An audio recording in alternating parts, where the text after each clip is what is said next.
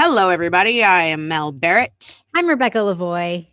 And welcome to Something's Off, our little sub-series called Footnotes, where we're going to be going through all of the footnotes. There are 60 of them. Well, there are 60 of them that include video, as far as I understand it, in the defamation lawsuit that is being brought by Miss Jennifer McCabe, Brian Albert, Brian Higgins, and Colin Albert against Karen Reed and Aidan Kearney, a.k.a. Turtleboy. So we're going to try to do these. We're going to fit these episodes in whenever we can. I don't want to set up a schedule and get everyone. I know, Rebecca. I know. I'm so bad about that. I'm like at Thursday at 9 a.m. We are putting out this episode. Mel's like, I want to stream every single day 4 times. And I'm like, I do not. I don't, girl. Actually, I don't. Love you, but hey, anyway. Listen, I'll do it. All right. We're going to get into it. We have a couple of other updates too, but we're going to do that after a quick break. Cannot wait.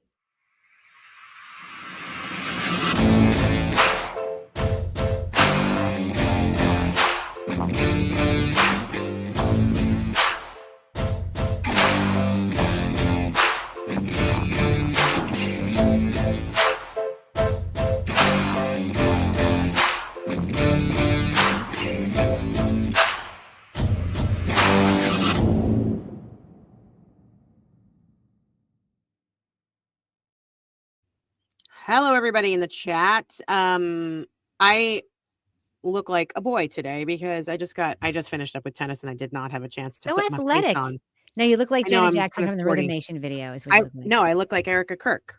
There's that too. You're not making the eyes though. Yes, I am. Yes, I am, Rebecca. On and on and on. Thanks for everybody for being here. Rhythm Nation. I used to know the whole dance. I used to be like 5, 4, 3. I used to that was part of my dance, my DANCE Dreaming Never Cease Eternity days. 0% surprised. No, you shouldn't be. Yeah, I'm hopped up on coffee. I'm hopped up on caffeine and tennis endorphins. So let's fucking do this. That's right. We have a couple of housekeeping. We're going to keep that part of it short. And those of you who keep complaining that we don't get into the show for like 15 minutes, go watch any other YouTube streamer, presenter, whatever you want to call us, creator. They play like 10-minute intro videos. I know. I secretly like the 10-minute intro videos. Honestly, I secretly like them. I can't sit through ours. I mean, we have one. I have one. It's up. I know we got to edit some of the swears out of it though, because if it swears in the first few minutes, it's not great. I know. Well, we're not playing it. Boop. That's true. I hate Turtleboy's is so long. His is he basically every single time there's a new song about him, he just adds it to the intro. It just gets longer. It's like a human centipede of introductions. Jimmy's is great. Jimmy's is great. Jimmy's is like a really fun situation. Yeah. So anyway, fuck off. How many days of quitting smoking are you? Oh yeah, right. Today you should see Kevin right now. He looks so handsome in his uniform. Oh, let me see Kevin. Kevin, can you please show us your uniform? Come on, Kevin. Please, Kevin. He's coming over. He's coming over to show off his uniform. He looks very handsome in his uniform. Here we go. Hello, handsome. I know. I love a man in uniform. You know, squat like he does not look like what's her name on DTF. He does not. She said you don't look like Linda Cardellini on DTF. No. Although Linda Cardellini is hot, and I don't care if she's wearing an Empire uniform. Thank you to the new members, by the way. Lace, Martha, Hales, appreciate y'all. Yes. Speaking of membership, do you want to tell everybody what we're doing with membership? Yeah, we're gonna do videos where I get drunk and Mel makes me watch something from one of the Karen Reed trials. It's going to be so fun. We're getting requests already. People are asking for Devin. You can make requests, but Mel will be in charge of picking the thing, and she's going to surprise me, and she's just going to hit play, and I will be drinking out of my parrot, and it will be a good time. And maybe someday Mel will have a gummy and do it and be inebriated as well. I'm definitely going to have a gummy. I think I'm going to have to start chewing gummies more often anyway, because my nerves are like at the tippy top right now. And it's been, let's see, I quit smoking last Tuesday. So it's been 9 days. Did you see the New Yorker article about like smoking? I was like, what the fuck? I was like, last night I'm laying in bed and I went, Lindsay. Bring back smoking. Lindsay, look at this fucking article. Are they advertising to me? This is crazy. It's like the world is such a shit show. I'm just going to start smoking again so I can be happy. And I'm like, I understand. My favorite thing that you said was you said, I wish there was something healthy to do that was just like smoking. Yeah, it's called smoking. It's not healthy smoking. Though. It's called meditating. I've realized that that's what it is. Fuck that bullshit. No, listen, it is. That's what it is. Like every few hours, every couple of hours, you step outside of the work, of everything you're doing, all the stresses in your life, and you literally sit there for 2 minutes and you take deep breaths. You're meditating. That's what you're doing when you're smoking. And I think that that's what I'm missing right now is like, I don't have any space to be calm. Yes. I love that. I have to say, tense smell is like, because you're such a like sweet and you have a huge heart and you're usually very jovial. I lost my fucking shit on this guy, Jay, the other day that I play tennis with. It's like, I lost my shit. I read him for filth. Reenact it for us, please. Okay. So this guy, Jay, so I'm a really big hitter, right? And I'm not saying that to be like cocky. I hit the ball really hard. I always have. And he hits the ball really hard. And most of the guys I play tennis with, they all hit the ball really hard. And that's how we play. But we're at the level where we have control over our balls, right? Yeah. When I hit the ball hard, I am putting it in the place where I know it is going to go. Yeah. Jay, on the other hand, is still learning, and he hits the ball hard and has absolutely no control. So over the past week, when I'm on the same side as Jay, when we're playing doubles, and he hits some kind of wild forehand, he's hit me in the back of the head twice. Motherfucker. And the first couple of times I was like, okay, everybody makes mistakes. It's fine. Everything's fine. I got hit in the temple from behind. So you don't know the ball's coming at you. Oh shit. So you can't like even do this. 100 miles an hour. Like that's how fast our forehands are. Are you sure that you're not cranky because of not the quitting smoking, but maybe you have a concussion from Jay? No, it's the smoking. So he hits me. Okay. So the first day he hits me in the temple and I'm like, okay, all right. Okay, Jay, I'm not going to throw hands or anything. I know it's like a mistake. It's fine. Then we're in the same day. He does this wild ass forehand again. And there's this old guy kneeling like on a different court, leaning down to pick up balls. And he comes this close to hitting this like 80-year-old man in the head with like 100-mile-an-hour ball because he has no fucking control. And I look at him and I'm like, get yourself under control, Jay. And I'm like holding it in. I'm like, get yourself under control. And then he hits me again. This time he hits me in the throat. Like, he's 5 feet away from me. Play with Jay. He's 5 feet away from me and he's doing an overhead smash and he hits me right in the throat. Now you are supposed to hit the ball at your opponent, but you're supposed to hit it like waist down, not waist up. Right. And so I'm like, so that day I was like, I'm out of here. I'm too angry. Like, I'm not going to be good for anybody and not myself, not anybody. So then 2 days later, I'm playing with him again. Against him or with the doubles with him? Doubles. Well, we switch it up all the time. But at this point in the day, he is behind me. He friggin' hits me in the back of the head again. And I'm like, I didn't say anything. I was like, be calm, be Buddha, Mel. Don't lose your shit. And then 5 minutes later, he's on the other side of the court now.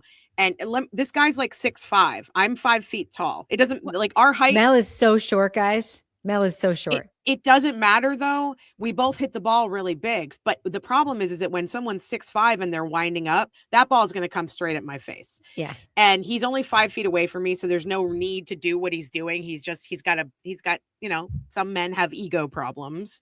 And so they have to hit the ball as hard as they can, even if they have no control. So he winds up to hit a swing volley at me. And I just went like that and it went right past my ear. And I was like, you know what, Jay? I was like, fuck you, dude. I was like, I don't give a shit. I'm yelling. There are 3 courts full of people. The pros are all like, oh shit, Mel. One of my favorite pros, his name is Herman. He's from Spain. We connected because he played soccer and I was like semi-pro soccer, blah, blah, blah. So he comes over. He literally has his hand on my chest trying to hold me back from like this 6.5 foot tall guy. And I'm like, your ego is out of control. You can't control yourself. I was like, I don't give a shit. If you want to hit the ball hard, Jay, hit the ball hard, but don't fucking hit it at someone's head. Learn how to control your shots. I'm just screaming in the middle of the courts. I'm like, fuck this and fuck that. I'm dropping F-bombs all over the place.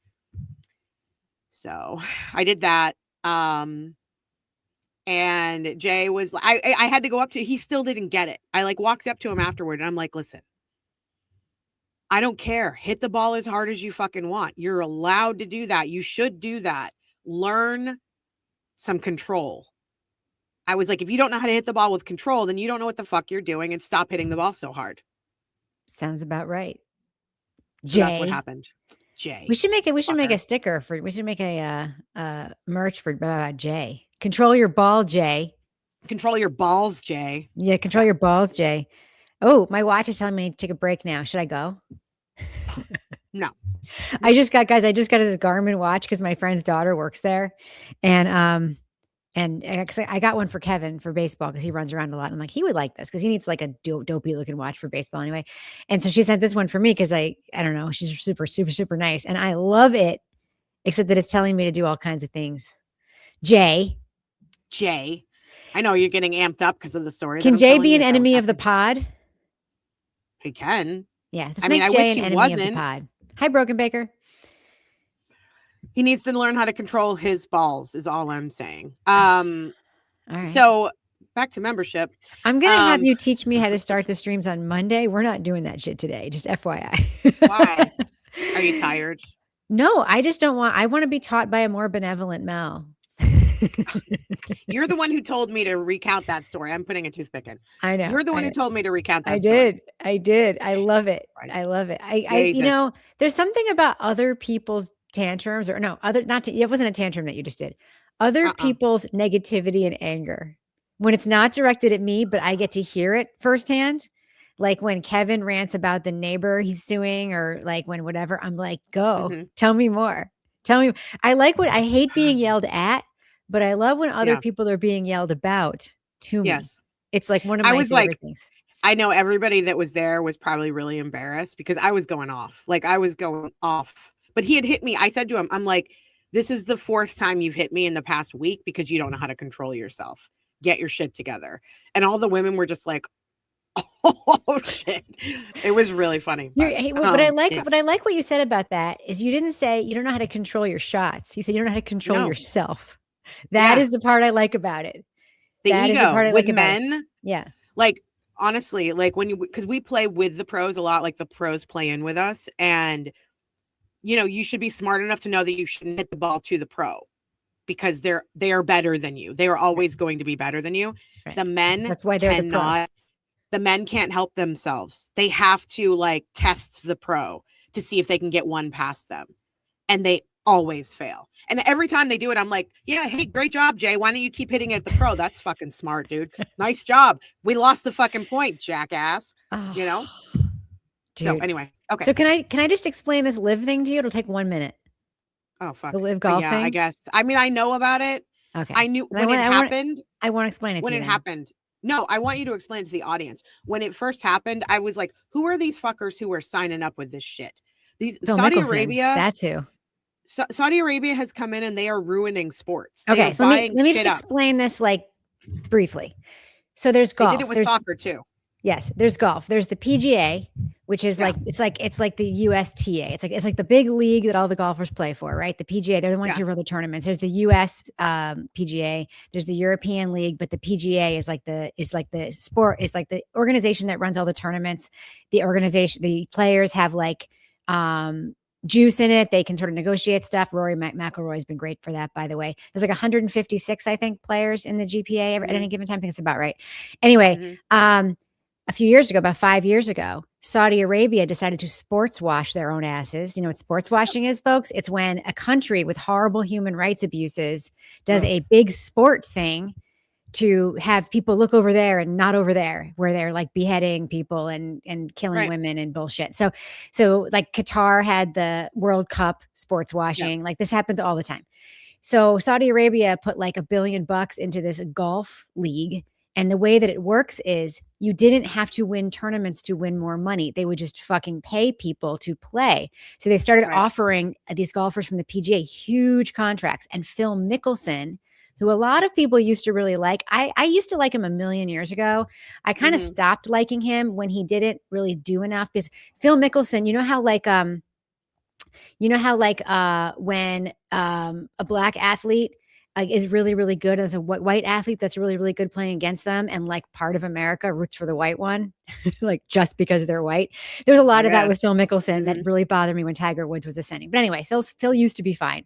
He sucks now, but he was one of the first big players to go over. And if you watch Full Swing on Netflix, you will see that a bunch of other players went over for other reasons. Like Brooks Koepka went over because he'd been suffering from this years-long depression because he was in a rut. And he went over because he was like, I just want to play in a place where the pressure is lower. So he went over. That old guy from Scotland went over because his career was on the decline. Like a lot of players went over if their career was on the decline. But some really, really high, big name golfers went over, and they just made a shit ton of money. And they made the sport stupid. They tried to make it like banana ball, and it was not cool. But the only good thing that happened out of it was that Rory McIlroy was able to negotiate a much better deal for the players in the PGA, better purses, better everything. So LIV has collapsed. Saudi Arabia says it's not funding it anymore. And the PGA had this amnesty period before this happened that they ended in February, where it was like, if you want to come back from LIV to us, like we'll let you under certain conditions. And Brooks Koepka came back. And I think that he's not super well loved, but like people understood why he left. So they let my back went in. But like all these other players now keep in mind, LIV players can play in certain PGA tournaments. Like they can play like in the US Open if they're a previous US Open winner. They can play in the Masters if they're invited, but like they just can't show up to PGA tournaments. Anyway, it's like Schadenfreude for greed. I'm so excited about it. It really is. You froze up a little bit, but it's okay. I know it's my computer. I know until somebody buys me the very expensive MacBook Pro in my Amazon wish list. This is going to keep happening. But yeah, I fucking hated LIV so much. I'm a huge golf fan. I hated LIV so much. It made me so angry. Yeah. And they're buying up like Premier League teams in the soccer world. Yeah. Yeah. So the English Premier League, which is my favorite, and I've watched it since I was a kid, is like they're trying to buy up teams over there. I think they obviously put their hands in the World Cup, which was a disaster. The interesting thing about the LIV thing though is it's because they are getting bombed by Iran. And we started a war with Iran, and it's partially interesting. It's also because it didn't really catch on the way they wanted it to. Well, there's that, but, I mean, golf is not like a sport that everyone in the world watches, but like the people who are into it are super into it. I don't understand watching it. That's the thing I don't get. I don't like. I fucking love it. I love watching. Like I like to play it, but I don't understand watching it. I love it. Especially on Sunday. Anyway. Back to membership really quickly. Did we tell them what they get? Oh, you did. We're doing the drunk. We're doing drunk streams. Rebecca gets drunk while Mel picks a random part from the Karen Reed trial to make her watch while she's getting progressively drunker. If you become a member and you put your name on our spreadsheet, which is linked to our homepage, I'm going to be doing some mailing this weekend. I will send you a You wrong sticker, Magic 8 Ball You Wrong sticker. I only have a limited number of them, but I will send out as many as I have. And this is just my decision. This is not going to go on forever because it's not sustainable, but I'm still doing it. So while I'm still doing it, it's not sustainable because we have almost 500 members. It's also not sustainable because I mail them by hand. It's also not sustainable because these stickers are not free, my friend. They ain't free. And my Netflix podcast was canceled. That's what I'm saying. So like you write out every address, and when we get to 500 members, that becomes unsustainable because we don't have anybody working for us, and we both just lost side gigs, which sucks. Well, my side gig was actually like my main gig, but whatever. Well, I mean, you lost. I still have my day job. I just don't have my giant 60% of my income, me and Kevin's combined income side gig. But whatever. That's so scary. We'll be fine. We'll be fine. I know, but I just remember like with the pandemic when I lost like the dog walking company, when that started to like, really suffer, that was terrifying. So I'm really glad we have this because it feels like it's got some momentum. I love doing it. I don't know if you love doing it, but I absolutely love doing this. I love doing it. One of the reasons. But you love doing it more frequently than I love doing it. Well, I think we have to. I think that's what my husband would say, by the way, to me. Wow. That's what I would say to him. Like he's just like, man. The whole thing with my husband is I can't say, hey, like if he's like, I'm like, let's wait till the weekend. He'll be like, that's a promise, right? That's not a maybe. Yeah. Like that's happening. Anyway, I just have tonight. I have to acknowledge one of our listeners, watchers, General Outburst. I too am a Manchester United fan, and I have been since I was like 10 or 12 years old. And it makes me very happy to see another Man U fan in our audience. That means look at Kyle Sharkey's here. Hey, Kyle Sharkey. Shaggy. Oh, look. It's Did Shaggy. You see that we apparently have call signs or code names or something. We do? That Burns and Sharkey gave us. So I'm Shadow and you're Spark. Why am I Spark and you're Shadow? You're the smoker. No, I'm not anymore. I'm a reformed smoker. There's good reason for it. There was a reason for it. What was the reason? If you're here and you have a lot of followers on social media, can you please tell people to subscribe to our damn channel? They don't have to become members right away. They can become members later. 30 away. We're 30 away from 8,000. But we're 2,030 away from 10,000. I am Shadow, and that apparently means she cuts through the noise with that sharp, focused stare, like Erica Kirk. And Spark means this is you. This ignites discussions and lights up the anomalies in cases. Oh. See, that's good. That's you, Spark. Thanks for the code names, guys. I don't know what it means. I don't know why we have code names, but I'm so happy about it. So yeah. Anyway, become a member of this channel and you will get a stream, members only streams, where Mel shows me random scenes from both Karen Reed trials while I drink out of my parrot. It's going to be incredible. I drink out of my parrot. And then we're going to be doing once a month AMAs and like pop culture-y kind of things. And we'll do that for the Are You Fucking Kidding Me members. Christine, thanks for the £5. Is that what that is? Yeah. Mel, my mother was related to, oh, no way. My mother was related to Alex Ferguson. He is a dreamy, dreamy, dreamy old man, and I love him so much, and I miss him every day. He was the manager of Manchester United, the most, I think he was the most like winningest manager and the loveliest guy in the whole world. He still goes to all the matches. Everyone is trying to be him, and they're never going to be Alex.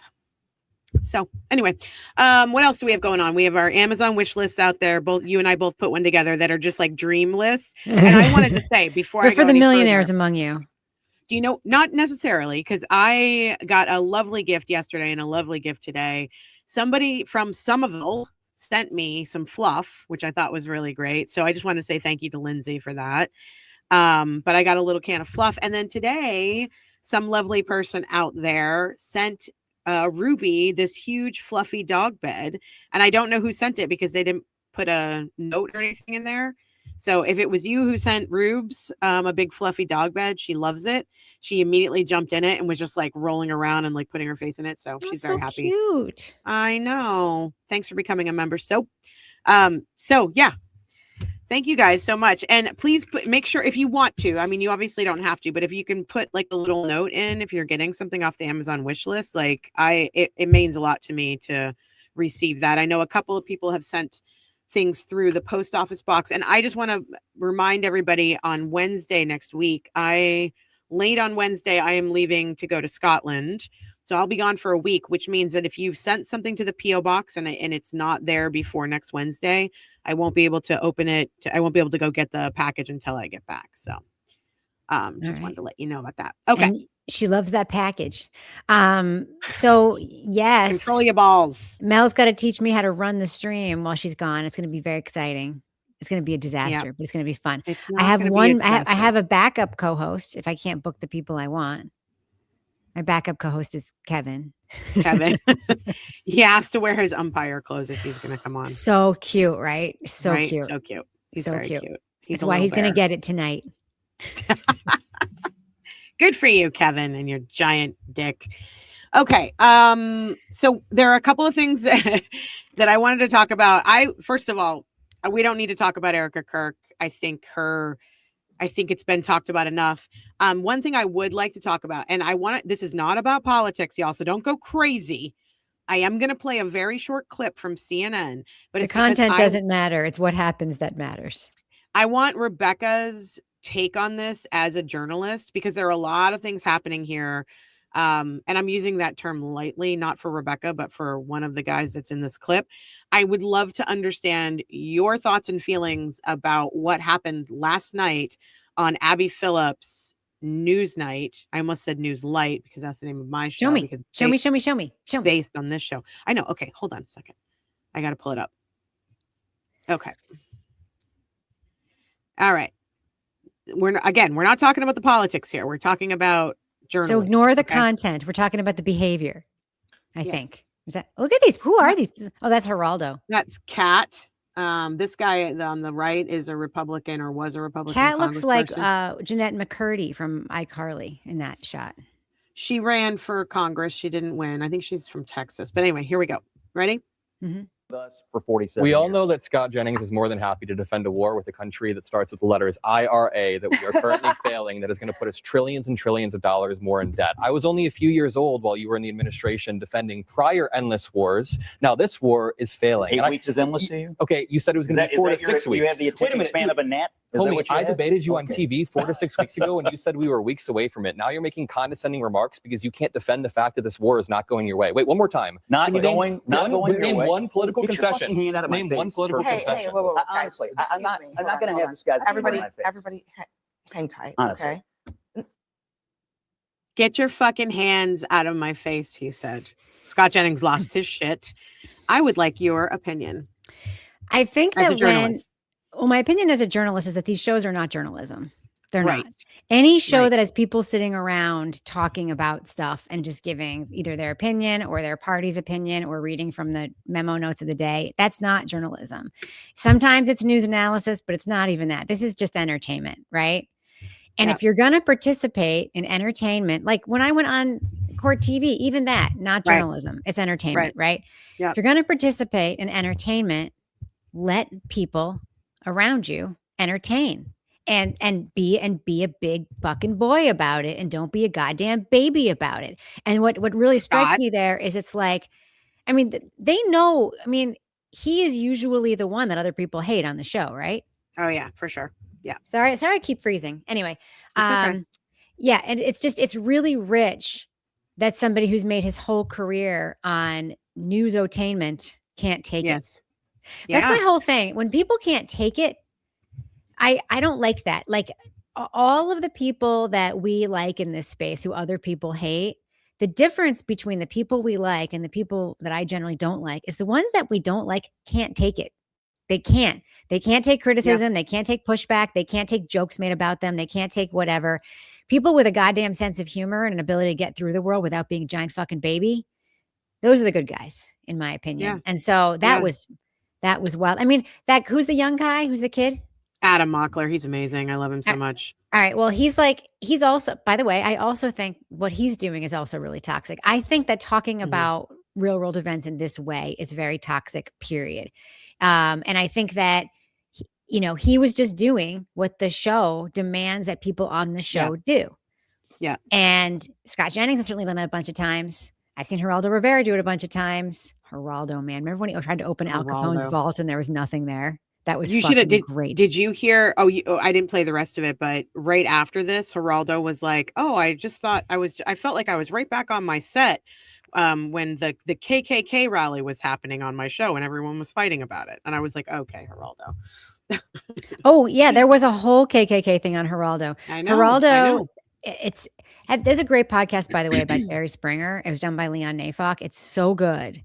And it's about the complicated. I love that documentary. Jerry Springer's a complicated figure, man. He's a complicated dude. And he's only known for the antics on his show, but he also has a big First Amendment story. He was a mayor of Cincinnati story. He's got a lot going on. That's super interesting about him. Anyway, the finger was not on his face. And actually that kid, I'm sorry, I'm calling him a kid. I know he's a grown man, but he looks like a kid. He was actually 22 or something. He's actually doing a camera trick that some people don't. Now, when I tell you this, you're never going to be able to unsee it. Okay. So this is a thing that someone does when they're sitting on a panel and they're sitting next to a person. So let's pretend this is a person. They don't actually look at them when they're talking. They look diagonally across them when they're talking so that their face is still on camera and so that it appears on camera as though they're looking at the person they're talking. And that's what that guy was doing. He wasn't even looking at Scott Jennings. He was pointing sort of diagonally. He was actually looking at Abby. So Abby would be sitting in his eye line. So yeah. All right. Well, that's what I think. I think if you're going to dish it, you should be able to take it and not be a giant fucking baby about it. That's my opinion. Completely agree, especially when you're as condescending as Scott Jennings is. Jody Williams is the one who got Ruby the bed. Thank you so much, Jody. She absolutely loves it. I'm actually going to put it. I didn't get a chance because I had just come back from tennis, but I'm going to put it in the pod because I think it's a good pod bed for her. So I really appreciate it. Thank you so much for sending that. And on that note, before we get into the other stories that I wanted to talk about, we got a very lovely message today. And I'm not going to say the person's name because I don't know if they want me to or not, but I wanted to read the message because it's nice and I like it a lot. They said, they messaged me on Facebook and they said, just found you all, usually a replay watcher, so I don't message in chats. I wanted you to know one of the things that drew me in was y'all's ability to make everyone feel welcome, no matter views, politically, socially, etc. It's rare to find people on YouTube that allow people to be different. Please share with your co-host. That's you, Rebecca. Sparky. Sparky. Share it with Sparky. And she said, I am old and I was just thrilled I found you on the first try. Aside from all that, y'all are hilarious. Thanks for taking time to read this. That is our goal. We got a comment like that on Twitter today as well. That is our goal. If you are abusive to other people in the comments, that's not good. We don't like the behavior. We are not the thought police, but we are the behavior police here on our channel. And so if you are respectful to one another and you're respectful to us, Mel and I disagree about stuff all the time on the show. You can come from a completely different background, have completely different political takes, have completely different ideological takes. I don't care. Just be nice to each other and just be like civil to us. That's all you got to be. And that is the requirement for staying in our community. But like, I like the diversity of thought that our viewers have. I think it's interesting. I think it's really interesting. Ethical, honest debate is important to us. So, yes. Okay, so all of that out of the way, we have one short story that we're not even going to go that deep on, but I wanted to let you all know, I'm sure you've already seen it. The Emmy finally changed the manner of death on Sandra Birchmore's death certificate from suicide to undetermined. Right. And then the cause of death from asphyxia by hanging to just asphyxia. Mm-hmm. I wanted to get your just like top of the line thoughts on it. I think it's interesting timing, and I don't want to be cynical. Agreed. Except that Adam Deitch has been talking about Sandra Birchmore and the shame of the Norfolk County DA's office just days ago, but he's been talking about it on the campaign trail. You know, I think this is giving Scott Connor, whatever his name is, Connor, Greg Connor, some talking, it's Greg, Scott, whatever. It's all the same. Dave, Mark, John, Paul, Bill, Ted. It's going to give him some fodder to talk about. You know, he's maybe going to align himself with having help do it or agreeing with it. So I'm not saying I'm glad that it happened. I don't care. Sometimes I don't care why things happen. I'm just glad that they did. Yeah. You know what I mean? Like if a politician, this isn't a huge issue today in our world, is that if someone that is on the other side of us does something that actually benefits us or that we like, we feel an impulse to say we hate it anyway because it was done by someone we don't like. I'm not like that. I'm like, yeah, that person did a tax thing that's super good for me. That hasn't happened in a really long time, by the way. Or like or that person did a thing that's going to help my family with X or whatever. And it's like, I don't fucking care how it happened. I'm just glad it happened. This is one of those for me where I'm really glad it happened. If it happened for political reasons, that sucks. Yeah. But I am glad that it happened because it signals that it takes so long. Because they're bad guys. They're bad people. Sucks. It's bad people. It smells like farts in my house right now, by the way. Someone's farting. It's not me. It's probably Stuart. Or Briscoe. He's the old guy. It's like someone dug a sulfur mine in my living room. I'm so sorry to hear that. I'm so glad it's not happening where I am because if that happens in here, there's no getting rid of it because it's so small. It's like a hot box. Yeah, it's a hot box.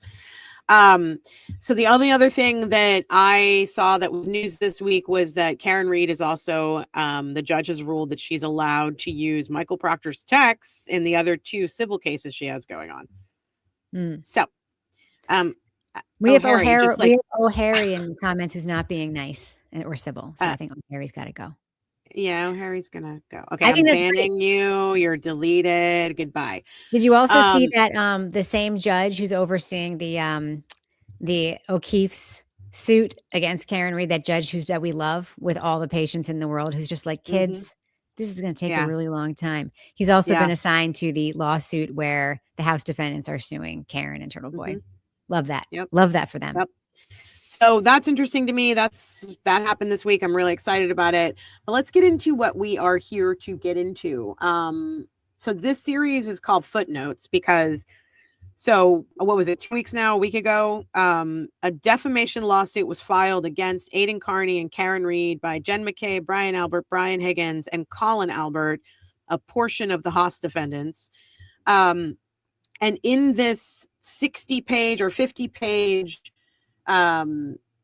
lawsuit, there were roughly 60 footnotes, and almost every footnote is a long form video. They didn't bother putting in any of the time code.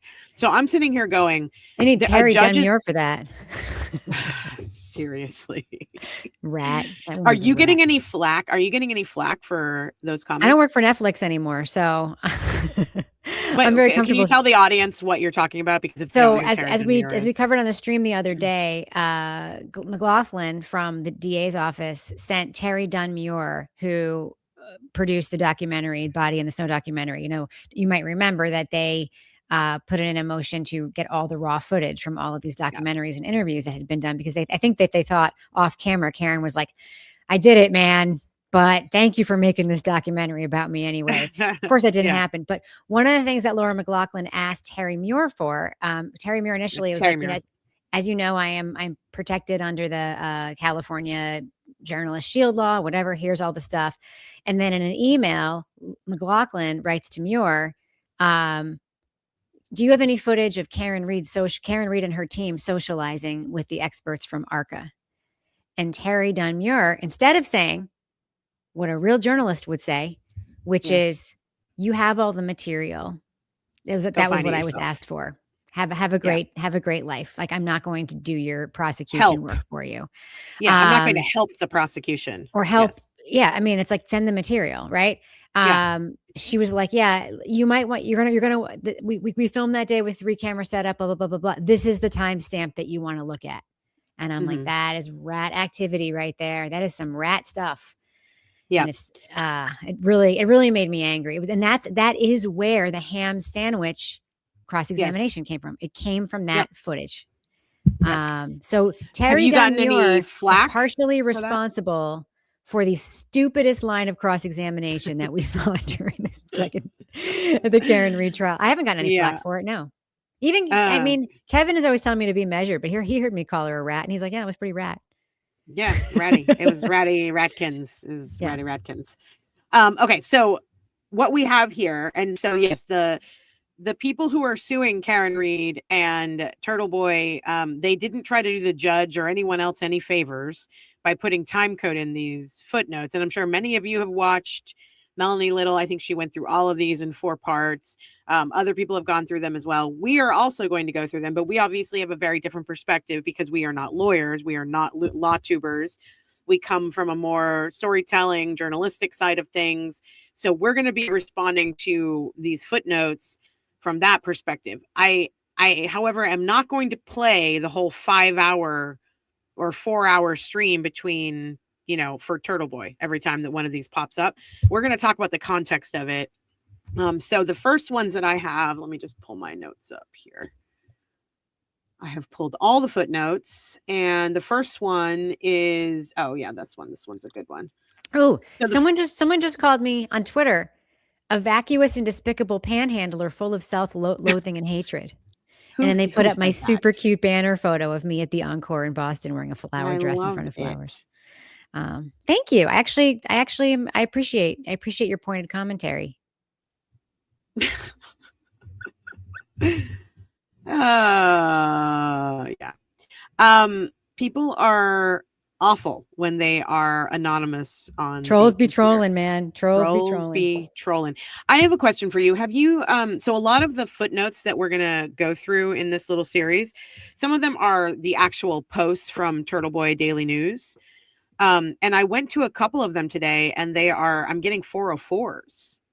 Do you think it's because his janky site is being overrun? It could be. It could be. I mean, there could be links to stories that have been taken down, or his janky site's being overrun. His site, man, he's got it. It's like WordPress from back in the day. It's with even the worse worst than that. Ad injection. It's like an AOL site. No, it's like when I went to college as an adult, and I had to take two like science or STEM classes. So I took HTML and I took nutrition, which was so fucking stupid, and HTML, which actually came in really handy in my professional when I was visual director. And we had to build a website from scratch using HTML and style sheets, CSS, all of it. God. It literally looks like the website I built for a fake airport. Yeah. I understand. Terrible I'm like, mobile. Terrible. How do you even read? How do you even But I think it's articles? part of the personal brand. It doesn't bother me because I'm like, that's just part of the brand. He makes it you got to work a little harder for it, whatever. It's fine. Yep. All right, okay, so the first footnote we're going to go through is footnote number 2. It's on page 5. I want to give you the context of the footnote. I want to give you the context and then the footnote. So let me pull this up. All right, so one. Are you clicking the link or copying and pasting? Someone asks. What do you mean? On what? Someone says if you're clicking the link, it might not work, but copying and pasting it might work. Oh, okay. I'll try that. But yeah, I was clicking. Just try it. It might not work. MySpace was a journalism site. Exactly, Jess. That's exactly what his Hi, site Tom. like. Remember Tom? Remember how we used to all be able to put HTML into MySpace to change what our main page looked like? Yeah, that's exactly what his website looks like. Yes. Custom code on your MySpace. We love him, but he got to get a new website. He's not very tech savvy, shall we say? No. No. Okay, so page 5 of this defamation suit, the launch of the defamation campaign. That is footnote 1. Footnote 1 says this complaint does not include each and every example of Karen Reed and Aidan Kearney's defamatory statements and conduct. Upon the conclusion of discovery, the plaintiffs will identify all defamatory statements to be presented at trial. All. I can't even imagine what that would entail on their end. So, despite number 18, the launch of the defamation campaign, number 18, despite her several admissions of liability, by the time she was indicted and arrested on murder and related charges in June 2022, Reed had set in motion a defamation campaign to falsely blame others for O'Keefe's death to escape responsibility for her own culpability. Prior to her arraignment, Reed falsely denied responsibility. This is crazy that they can even say this. Reed falsely denied responsibility for O'Keefe's death and, contrary to her prior admissions, falsely stated to law enforcement officers that she was not responsible for O'Keefe's death. Instead, she falsely claimed that O'Keefe had been, quote, beaten up by Brian+Colin Albert, end quote. I'm curious to know how a judge is going to react to this, given that a jury acquitted her. I'm very curious what he'll say. That's my point. Like, you can't say she falsely denied it if she's been acquitted of it, right? You can, because they did. I know, obviously, but you can. I mean, do you think it's fair game to say that O.J. Simpson killed Nicole Brown Simpson? If that's your opinion, sure, he was acquitted in a legal filing. In a legal filing, they sued. The family sued him and said no, he did it, and they won. So. It's fine. Right, so I mean, you're allowed to do that. I mean, I'm curious to know what a judge will say about it, because they're not claiming wrongful death. It's different. They're claiming defamation, and they're claiming that she had this incredible plan to put out to the world that she was not guilty, just like prosecutors do when people are guilty, and saying that people are guilty, and that there was like a evil collaboration. So, and they're saying that she knew she was lying, and Turtleboy knew that what he was saying wasn't true. The fact that they think they can prove that they knew they were lying, which is that's going to be the impossible one. Yeah. All right. So the first video that we're going to watch is the number 2 footnote, and it's what they're quoting. Karen is saying Brian+Colin Albert did it. So, and this includes Auntie Bev Canoni. in this clip. Are we ready? Yep. Okay. There she is. I miss her. Oh, where's the sound? Mr. Lally for me. Oh, So she's already sounds exhausted. do you have that video all pulled up, Mr. Lally, for me to see? Yes, Your Honor. Okay. And Your Honor, for the record, it's a little bit lengthy as far as the entirety of the video. The portion Lally. that I would be submitting to the court is from 7 minutes and 4 seconds until 9 minutes and 55 seconds. Okay. Okay. Can we? Thank you. Here's the video.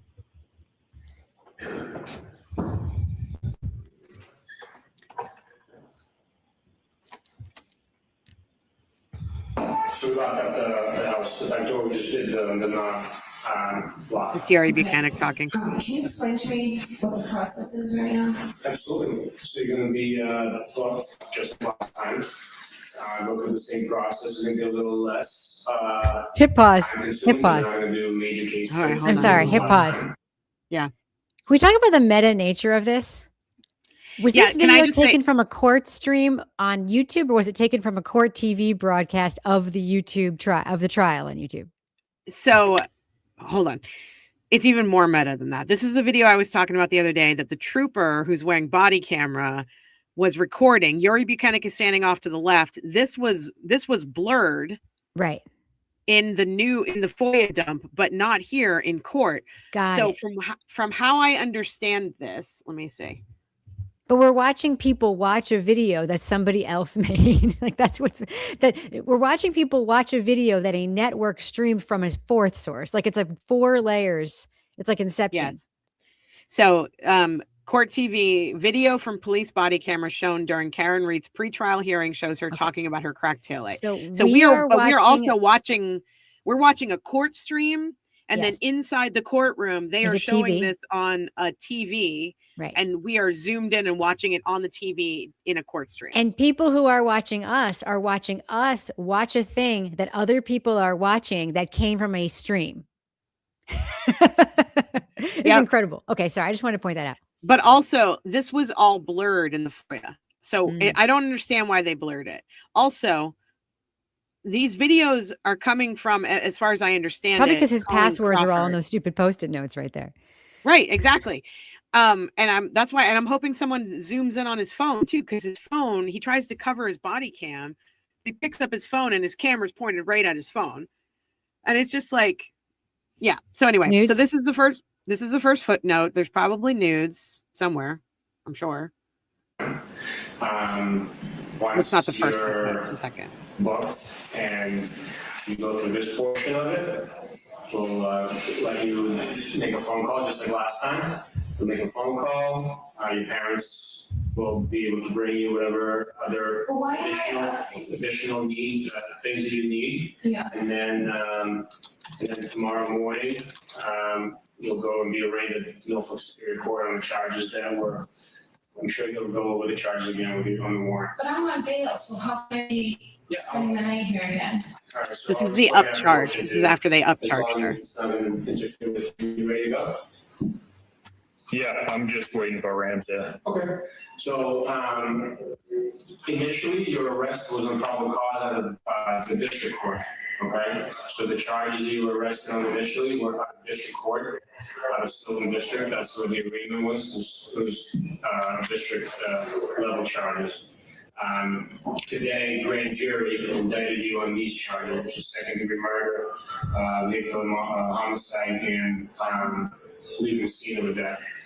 Okay, so those are the charges that grand jury indicted you on. So now What is you're this video being supposed to be charged proving? and will be I don't arraigned understand. in Superior Court. So it's when Karen is like, we're all in on the same joke. Oh, that's all they want for Yeah. the judge to hear? Okay. Yeah. When does that happen? Is that happening soon? coming. Okay. That's So bail doesn't apply anymore? typically, I'm not, so we don't set the bail. So typically, once murder comes into play, people don't get bailed out. So it's not manslaughter anymore, is that the difference? That's correct. It's a higher degree of taking a life.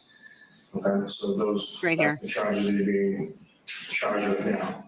And you were indicted by grand jury. Okay, you're aware he was beaten up by Brian+Colin Albert? Listen to Yuri. We're all in on the same joke, right?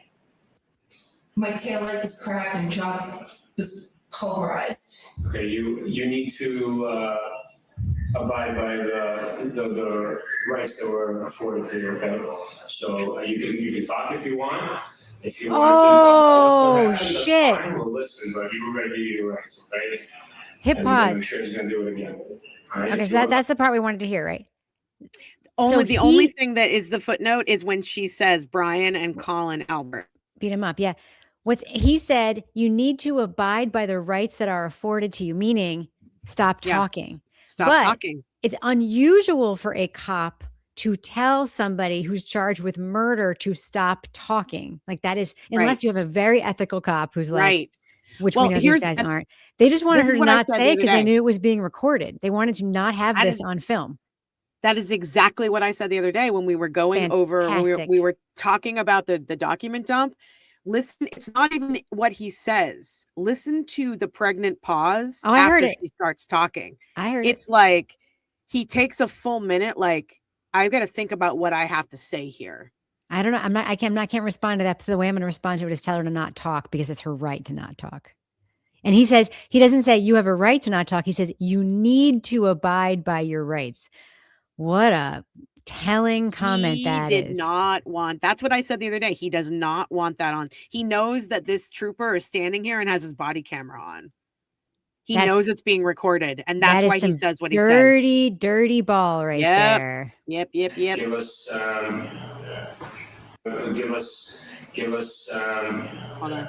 by the My taillight is cracked and jaw is pulverized. Okay, you need to when she first says, and you were indicted by greater.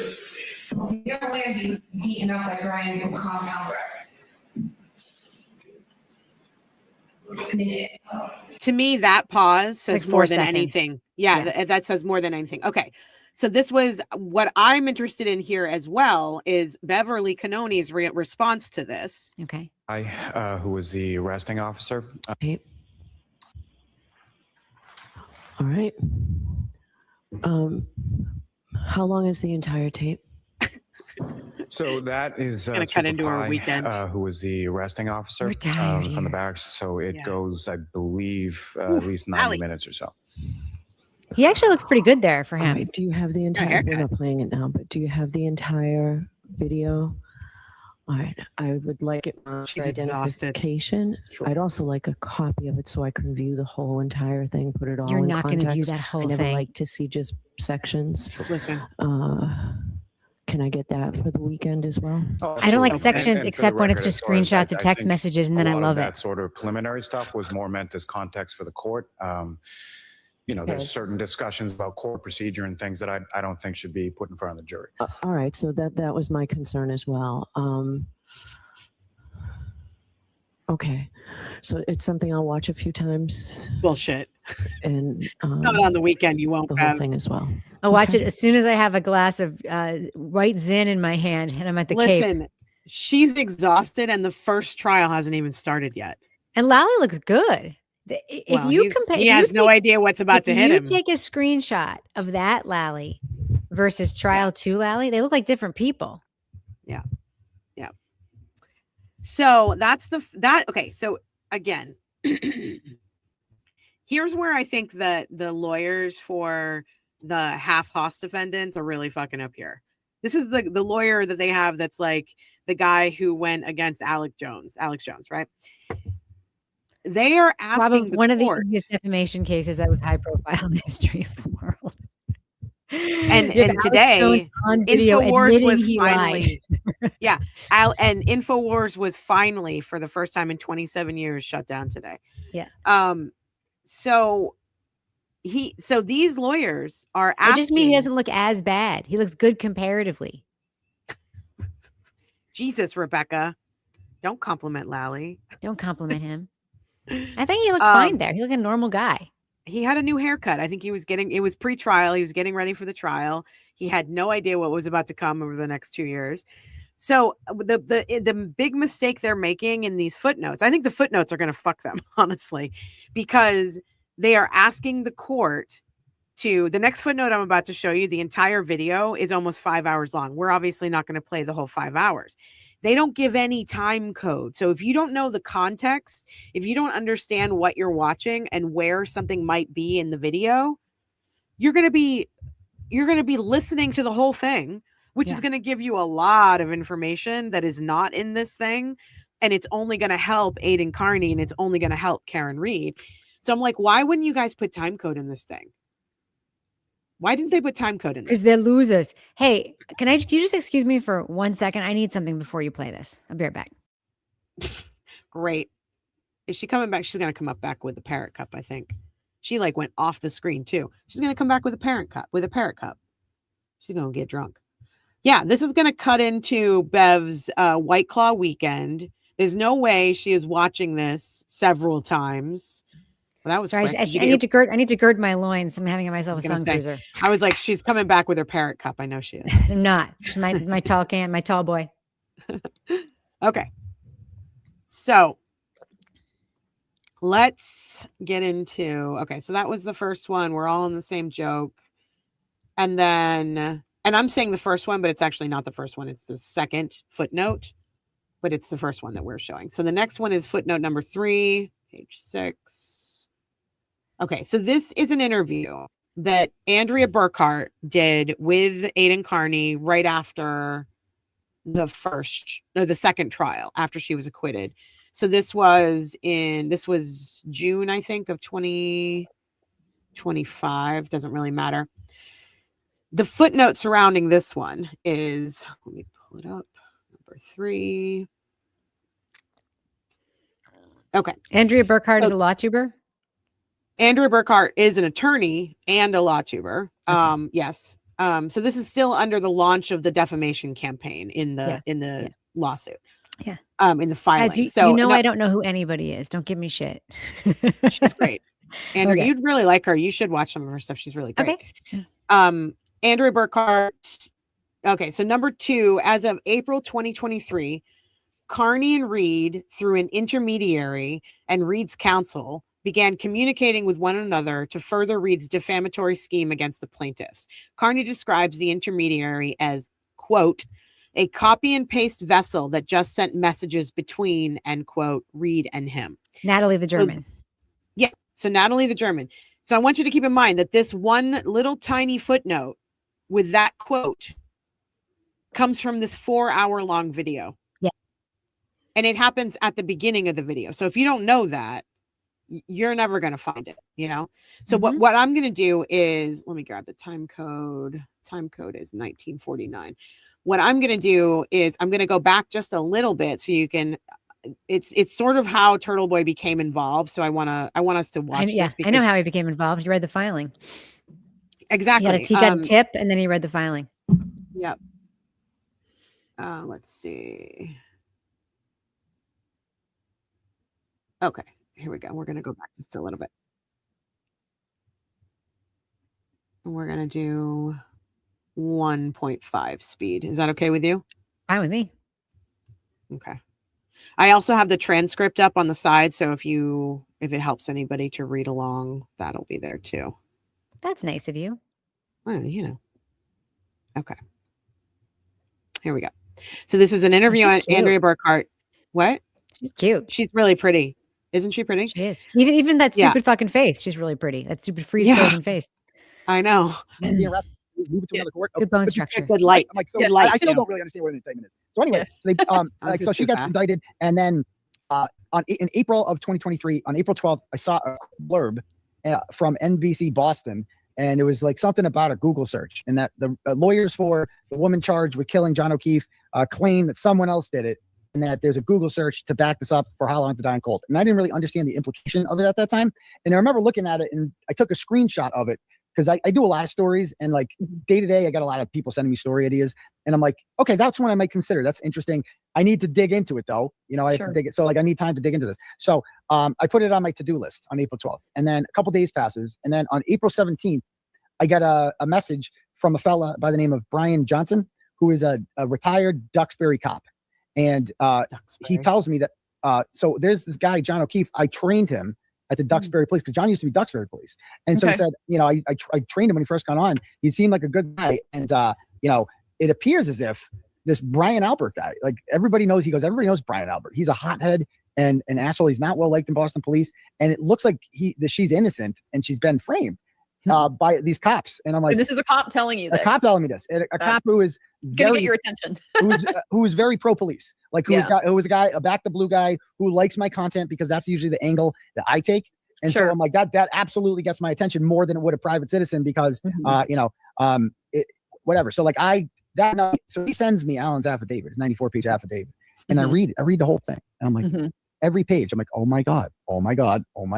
This is, and when it finally clicks, what's happened here? You're like, oh shit. Oh my God. A cop was killed in the home of another cop.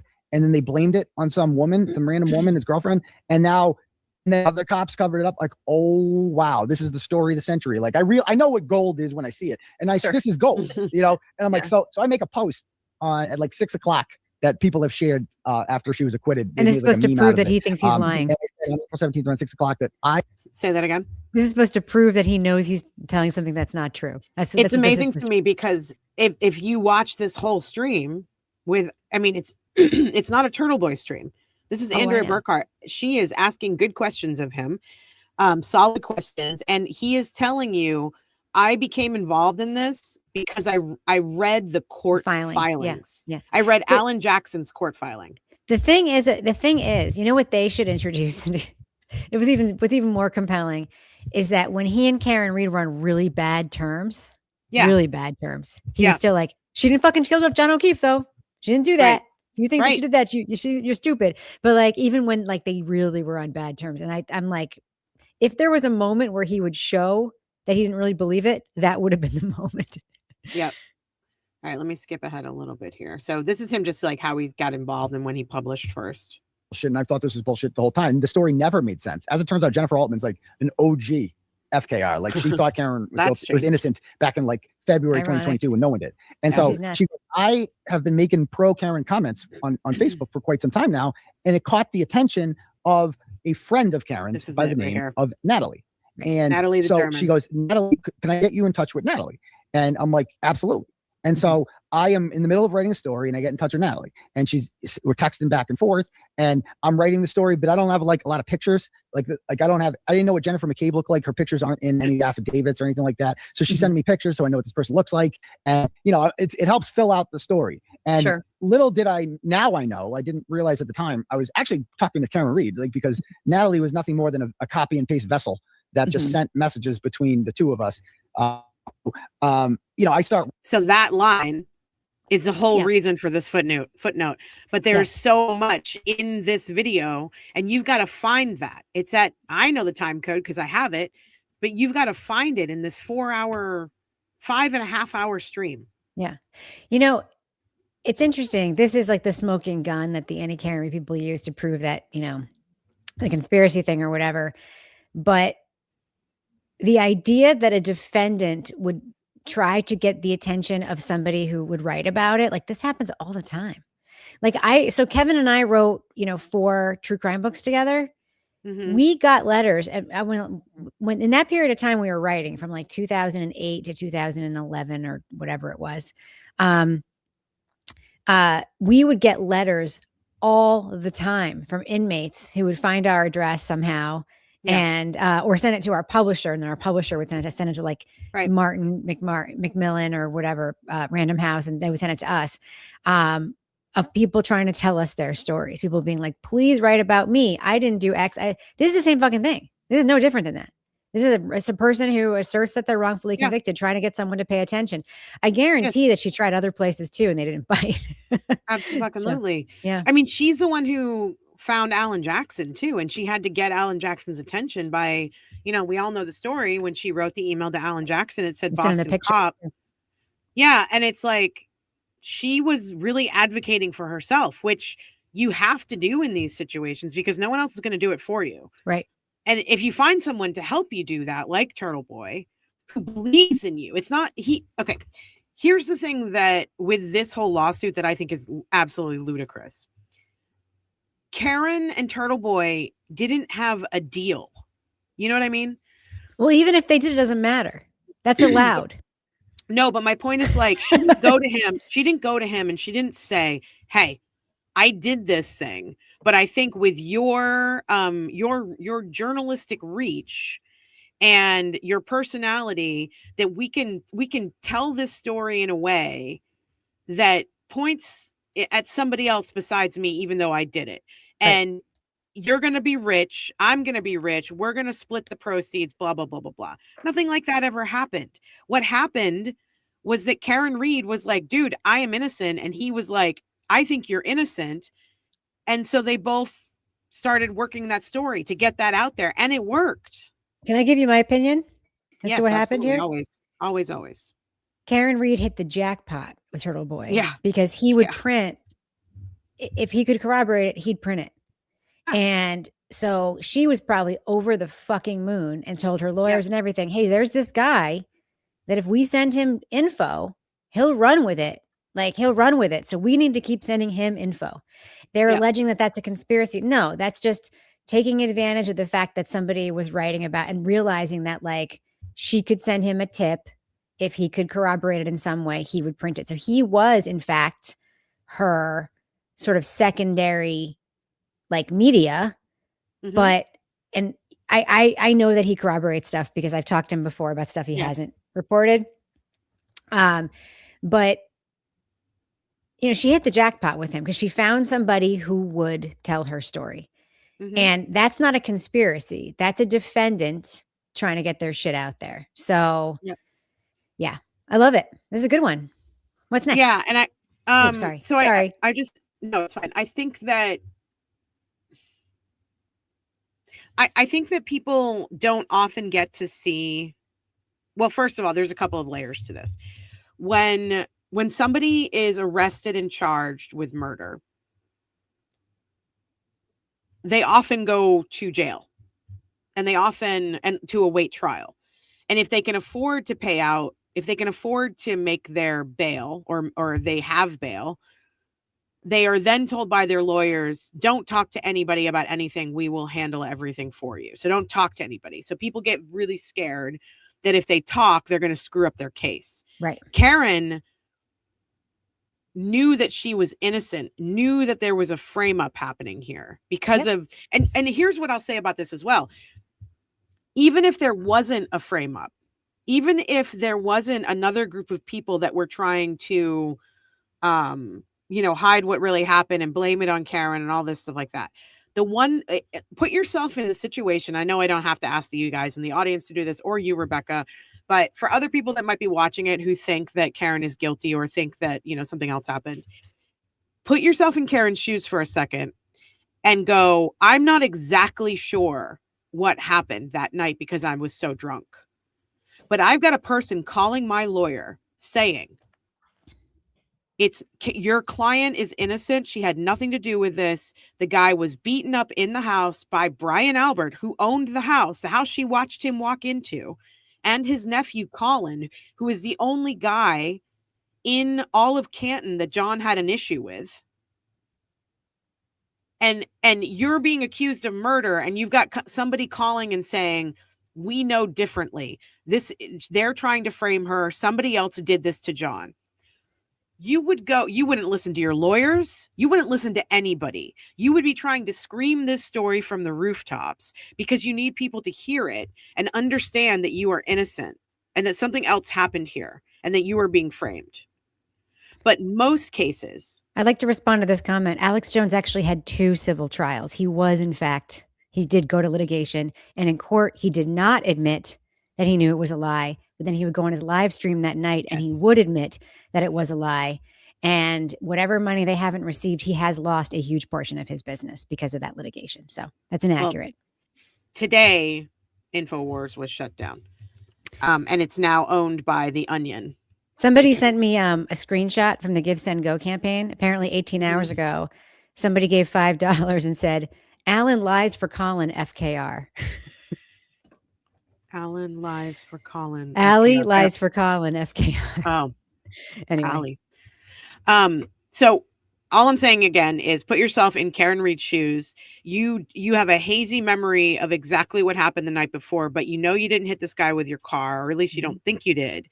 And then you've got somebody calling your lawyer and giving them a tip that says Brian Albert and Colin Albert beat John up and that's how he died. Karen had nothing to do with it. If it were me, and you know how loud I am, if it were me and somebody had called my lawyer and my lawyer told me that tip came in, I wouldn't listen to a goddamn thing my lawyer said. I would be in front of every journalist that would hear me. I would be in front of the camera on my own computer. I would be streaming on YouTube every single fucking day and I would be doing actually that would be a terrible idea. I wouldn't let you do that. I absolutely understand that, but think about it. If you know that you're innocent because someone else has said, you would have that compulsion, but that would also be an enormous mistake. But my point is that I would be doing what Turtleboy is doing, in his own defense. You know how he gets in front of the camera. It's not great for him, but he gets the truth out there as quickly as he possibly can. But he has the personal brand. I mean, I will also say he's extremely consistent. It is very rare. I think he has like an incredible, whatever, not photographic memory, but whatever the, like what Mary Lou Henner has, where she can remember everything that happened, the date it happened, the time of day it happened. By the way, this is an actress, Mary Lou Henner. She was in the show Taxi. She has a thing that like 1 in like 10 million people have, where you can give her 10 o'clock on Tuesday in 1978 on the day, and she'll remember exactly what she was doing. It's like her whole brain is like index cards. His brain sort of works like that, and that leads to, like, I say things that are inconsistent because I don't remember what I said before, and I may be misremembering stuff. He doesn't misremember stuff. So yeah, sometimes he says things on the show that are provocative, that stray from the story to be provocative, but the bones of his story never change. And that is why a defendant should never talk in front of the media before they get put on trial, because most people don't have his ability to remember things in that way. So, but I would be one of those people that would be like, we got a tip that said that Brian Albert and Colin Albert did this. I had nothing to do with it. We got a tip. I would just keep repeating that over and over and over again. She was being told, don't talk to anybody, don't go public, don't talk to the press, because, it's your life on the line. So she found somebody who would do that for her with the same energy that she would have done it for herself. That's right. And she found Turtleboy. And I think that's what saved her. That is the reason she is not behind bars, is because Turtleboy started telling everybody about this story. And he started and he doesn't hold back, and because of his personality, his personality made it into an even bigger story, We had another super chat up here that I missed. I believe that Scanlon signed an affidavit saying he didn't say that later. I believe that's what happened. But he was on the witness list. I remember him being witness list for trial 2. I think he was for trial 1 as well. He was never called, obviously. Yeah. But he has a daughter who's the same age, I think, as that Colin. Social group. And I've always theorized that Scanlon's daughter heard people chattering in her social circle about stuff and told her dad. That's always been my theory. Yep. Agreed. And by the way, these Sun Cruiser peaches, for those of you who like these, you're not wrong. They're delicious. Delicious. And there was another super chat. Hold on a second. Yeah, see, some of the video on TB Daily News is coming up as a 404. That's kind of interesting. Scary. Yeah. FYI, there's a great documentary called The Truth and Alex Jones. It's on HBO. It is so good. It is so good. So good. And it actually shows the trials that he did and how he and it was astonishing, because in court he was one guy and he would go on his show that night and make fun of the process and talk about and like brag about how he lied in court and all this stuff. And then they would just play the video the next day and when he was on the stand and make him respond to it. And he's like, I'm just playing a character. Like it's so good. It's so good. Christine Mitchell earlier gave us £2 and said, Mel, I just want to tell you I despise JM. I'm assuming you're talking about Jen McCabe, but maybe not. I mean, I think she. My initials are RL, guys. Don't forget that. Stop. No one despises you. Although some trolls on Twitter probably despise you. Jelly Tot, I cannot wait to see this too. I can't wait to see if Jen actually took a lie detector test like her lawyer said in the past. More questions that TB can ask, I hope. Yeah, for sure. Any one of you could beat a lie detector test. Anyone. Lie detector tests are meaningless. Any one of you could beat one. False positives, false negatives. They're not accepted in court for a reason. You can literally clench your asshole and that fools a lie detector test. That is actually like a trick for fooling. Clench your asshole while you're answering the questions, and your body becomes so focused on the clenching of your asshole that it like sets your levels at a certain level that don't change. Anyway, that's okay. Good to know. I don't know if that's gonna help everybody beat. Maybe Jen McCabe clenched her asshole the whole time she took the lie detector test. Maybe she did, Rebecca. Maybe she did.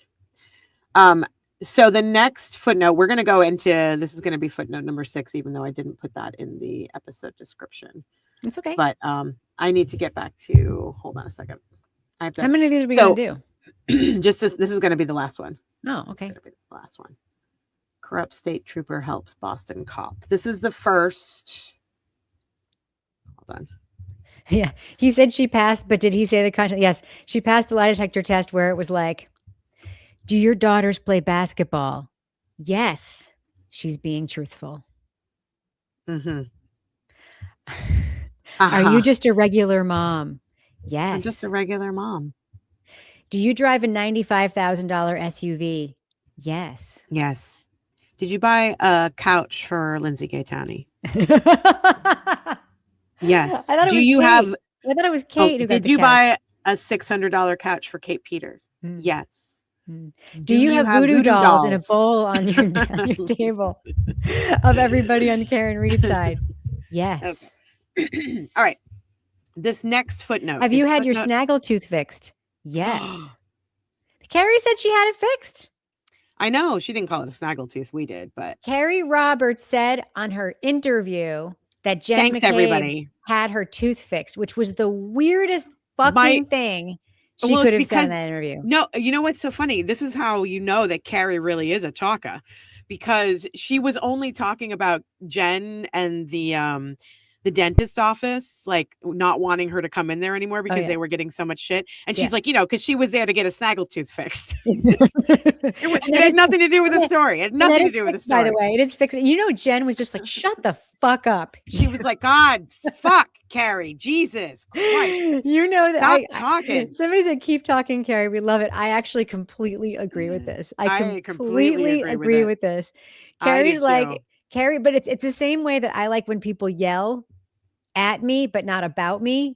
Like what you just did at the beginning of the stream. I love that. That's how I feel about Carrie Roberts talking, because she's talking so much shit about people that aren't me. And she's such a gossip, and I love it. That's what I'm saying. She's such a gossip because the story she was telling us was about Jen supposedly getting harassed at her dentist's office, and she couldn't help but be like, oh, and yeah, she was there because she was getting the snaggletooth fixed because and I know that because we're still friends. We're still friends. Punishment. This is a funny comment. Hold on. This is a funny comment. Punishment may be that Jen must stay friends with Carrie for the rest of her life. That is true. That is Peggy. Absolutely true. Just stay friends with Peggy. Oh God, Peggy. Peggy's so mean. Everybody the bird. She's a grumpy old lady, I think. I mean, listen, it doesn't take away from the fact that it's very sad that she lost two of her kids, but she just seems like I would not want her to be my mother-in-law. She seems so mean. Okay, so back to the footnotes. This is the last one we're going to cover in this episode. This is footnote 6. This is still part of the how did they start this whole conspiracy to, defame us, basically. April 18th, 2023, the defendant's defamation campaign went public when Kearney published the first April two parts. 23rd, April 18th, right? 2023. Yep. Kearney published the first 2 parts of his Canton cover-up series. In part 1, Kearney. Do you have that story handy? Because the headline of that story is fucking incredible. Coming. It's coming. Great. It's coming. In part 1, Kearney stated that, quote, Jennifer McCabe, did not kill John O'Keefe, since she's not physically capable of that. Brian Albert, Colin Albert, and the dog were more than capable of that, and Colin Albert had the motive. McCabe was just the quarterback of the cover-up, end quote. Ding, ding, ding, ding, He didn't know about Higgins yet. He also explained that, you know, quote, that he Jennifer didn't know about Higgins yet, right? He didn't know. Yeah. Karen did not tell him about Higgins. He learned about and that I year have later. something that I want to add to this too. I'll get to it in a second. But he also explained that, quote, Jennifer McCabe would never have been able to cover up this murder without the assistance of law enforcement, end quote. Kearney admitted that he made these statements based on beliefs relayed to him by his quote unquote sources. Yeah. So that is where the footnote comes in, right? So what they're referencing is this. This is so incredible. I read this out loud to Kevin the other night. I was like, you have to, I'm going to read you the headline of Turtleboy's very first story from April of 2023. It's astonishing. Are we ready? Yeah, I'm ready. Canton cover up part 1. Corrupt state trooper helps Boston cop cover up murder of fellow officer, frame innocent girlfriend. That is completely, amazingly accurate in my opinion. Think about that as your first headline 2 years before a second trial ends and she is acquitted and the public finally believes, most of the public, the normal side of the regular moms of the public finally believe that she's innocent and these other people did it. Scroll back up and look at that headline one more time. Let's look at that headline one more time. That headline is incredible. Corrupt state trooper. That's Brian Albert. Corrupt state trooper. Corrupt state trooper is Michael Proctor. Helps Boston cop Brian Albert cover up murder of fellow officer, frame. So he's calling out Proctor and Albert in this same headline. The fact that he called out Proctor immediately. Well, look at these pictures. The best. Yeah. So we got Brian Albert. This is a young picture of Brian Albert. Right here. That's when he was on TV. Yeah. And then we got Colin giving us the finger. Look at that punk. And we got Proctor over here on the right. I don't know who this is on the left. Who is I think that's Jen McCabe. Really? It looks like Jen McCabe to me. Oh. On the morning of January 29th. But who knows? It's such a shitty website. It could just be like a leftover picture from his phone that he didn't see there. Right. You know I love you, Aidan, but man, your website fucking blows. And also, you are not tech savvy, dude. You're not. On the morning of January 29, 2022, Boston police officer John O'Keefe was found dead outside of the Canton home of Boston police officer Brian Albert on 34 Fairview Road. O'Keefe's girlfriend, Karen Reed, was charged with manslaughter after reportedly backing over O'Keefe with her car after she got into a fight with him and dropped him off at Albert's house after a night of drinking. Man, these are run-on sentences. Guys, she like this castigated. Video. Like this stream, please. Like it, and subscribe. Here's a $5 word. She was castigated widely as a cop-killing villain, set to face decades in prison. But as you can tell, he helped kids study for the SATs sometimes. That is a classic SAT word, castigate. Castigated. Yeah. It's in the C's. I remember all the SAT words from A to D because after that I stopped studying.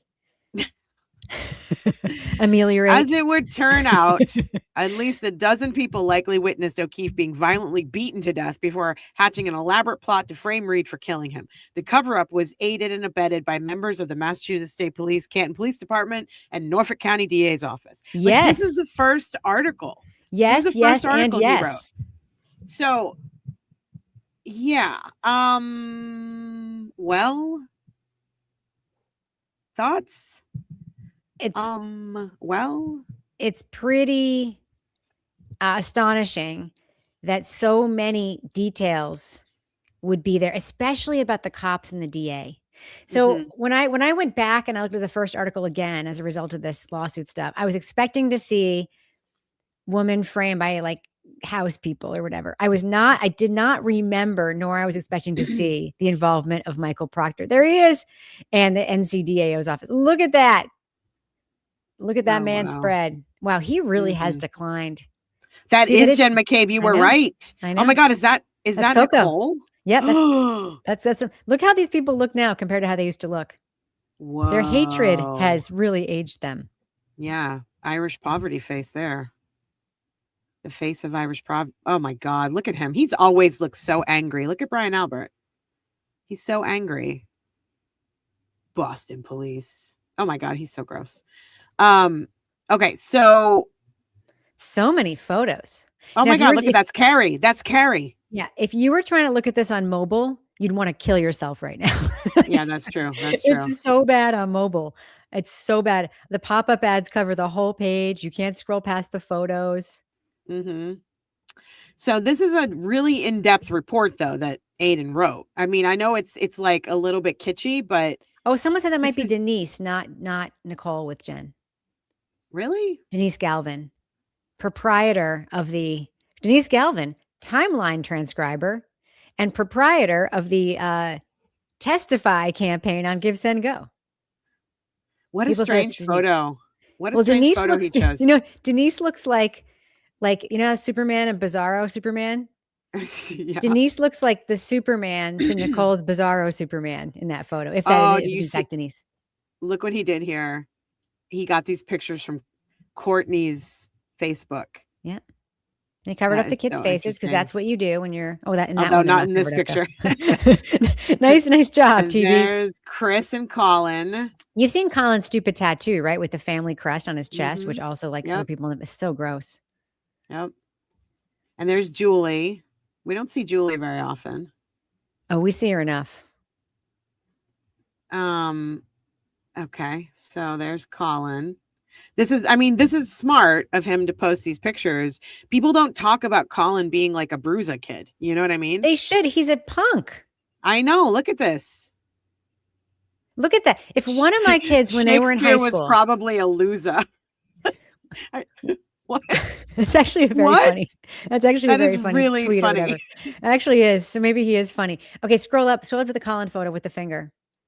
So he's probably like 16 in that photo, 16, 17. He was 17 when John O'Keefe died. So if one of my kids posted this when they were in high school. Wait, is that true? No. He can't. He was a rising junior. He was a rising junior. He graduated in 2022. Right. So he was about to enter college. So he was a senior. So he was 17 or 18. Oh, I'm right. He was 17 or 18. Yeah.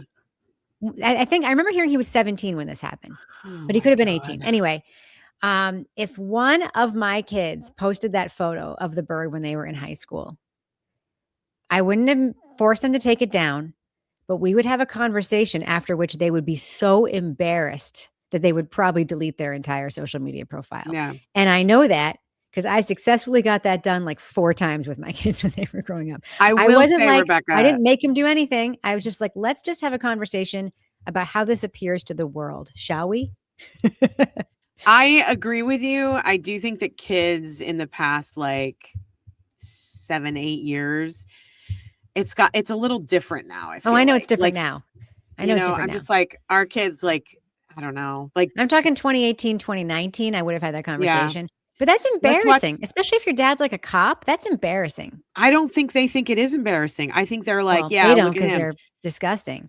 No, they think that he's like being a tough guy, just like them. You know what I mean? He's like I said, he's a bruiser kid. So even like, look at these. The finger. Look, look how he's posing with his uncle and his friend. It's just like, and yet they call the Turtleboy fight pose threatening. I know.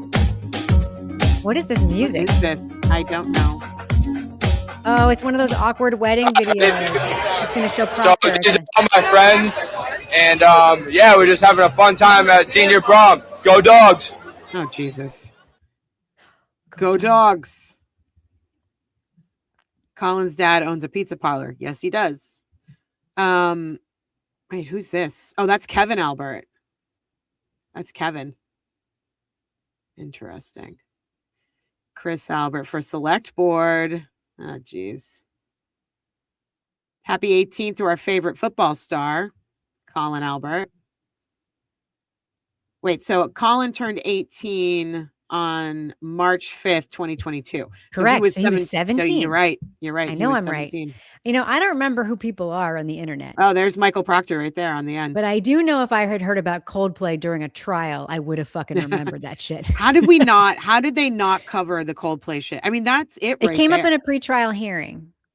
Look at that. That's from when he slipped, when he was holding either a drink or his keys or his phone.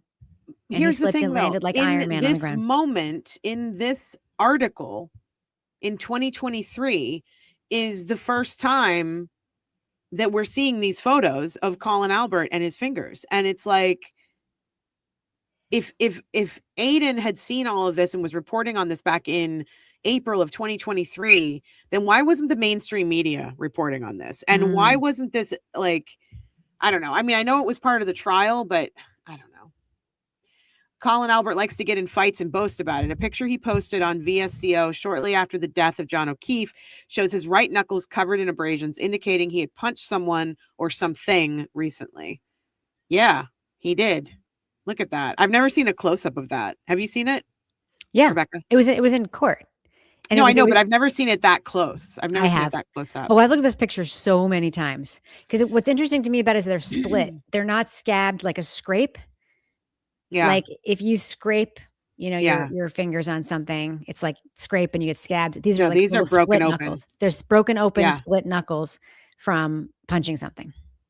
None of this had been made public, and the Norfolk County DA's office hasn't sent a mountain of exculpatory evidence to Karen Reed's defense attorney until recently. This evidence proves beyond a shadow of a doubt that she had nothing to do with O'Keefe's death, but suggests that Colin Albert, Brian Albert's German Shepherd, Jennifer McCabe, and every other person in the house that night witnessed the murder of John O'Keefe and conspired to frame Reed for it after the fact. This is the first thing this is the first big one he wrote. Yep. And he's telling you what he believes. There's oh my God. Kelleher. Deputy Police Chief Tom Kelleher lives across the street from Brian Albert on Fairview Road. Brian Albert was never questioned at his house, only McCabe's house. Remember when Gallagher said he used to pick up packages on Kelleher's stoop? That was so sad. Pathetic. That actually made me sad for him. I was like, this is a sad situation. I mean, look at this picture, you guys. So this is the circle is Kelleher's house. It's pointing right at the whole yard. Yes. And that's where his camera was. Yes. Do you believe? No. You don't have to finish a sentence. The answer is no. I know. And this is this is the first time he's talking about Jennifer McCabe not only searched how long to die in cold, she also deleted all communications from her phone between herself and Brian Albert, which is also true. Yes. Okay. So anyway, oh, look. No, he did know about Higgins. He does know about Higgins. He did not know that. No, he knew he existed. He did not know about Karen's relationship with Higgins until later. He's talked about this many times because Karen didn't, like many people do. Karen Reed did not disclose. Sorry, I'm frozen again. If you're a millionaire, please buy me a MacBook Pro. If, as like many people do, Karen Reed did only told the parts of her story that did not make her look like a terrible person. Right. As one does. That's very common. So she didn't say, yes, I was sort of cheating on my boyfriend with this dude and I kissed him and then also went to his house and maybe did more stuff that I'm not going to tell you about. And then never talked to him again because apparently the kissing was very bad. No offense, Mel. I'm sure you are an excellent kisser, but Higgy is not. No, I don't think Higgy is. I'm not even sure Karen is. I think if you've dated those kind of guys for most of your life, you don't know how to kiss. Because they don't. No, because you have to like go with what they're doing, and it's all like mouth and teeth and hard and ugh. No. Yeah. Are you saying these gentlemen are not tender lovers? Is that what you're saying? No, I'm saying this because I've dated enough straight women who have been in many relationships with guys like this. And when they first come to me, the kissing is not great. It's hard. It's not great. And that we have to. Got a recommendation saying that I must watch Andrea's assessment of Colin's knuckle injuries because she's a boxer and knows. I don't even think you need to be a boxer to know. Like I've watched enough television shows about boxing where it's fictitious and it looks like that. Like it's sort of like knowing a dog bite when you see it. I actually have been bitten by a dog, so I know a dog bite when I see one. Here's the other thing I know that's never really been answered for me. Yes, TC nerd, a lesbian knows more about bad male kissing than you could possibly imagine. And it's true because I've also kissed really bad male kissers, but it's also trickled down to me. Trickle down economics of kissing, of bad kissing? Yes. One of the questions that's never really fully been answered for me and that Jen McCabe has never fully had to answer for herself is why was she up and walking all night long, basically? Because she was texting and calling people. and looking things up on the internet because she was pacing because she knew that John O'Keefe was dead, and they were like, she was talking to Matt. They were like talking about what the fuck they were going to do. Yeah. But why has she never had to answer for that? Well, she was asked about it in trial 1 about all her steps and stuff. But she just like. We should watch the trial 1 Jen McCabe cross-examination when I'm drunk. There's a lot we should actually watch from trial 1 because I feel like I glossed over a lot of that because I was just sort of listening to it in the background. I think you did too. But then trial 2, I was watching it every day and I was in it and I was taking notes and I was doing all those things. So it's like, I feel like there's a lot. Can you believe how long this article is? This is like an Atlantic story.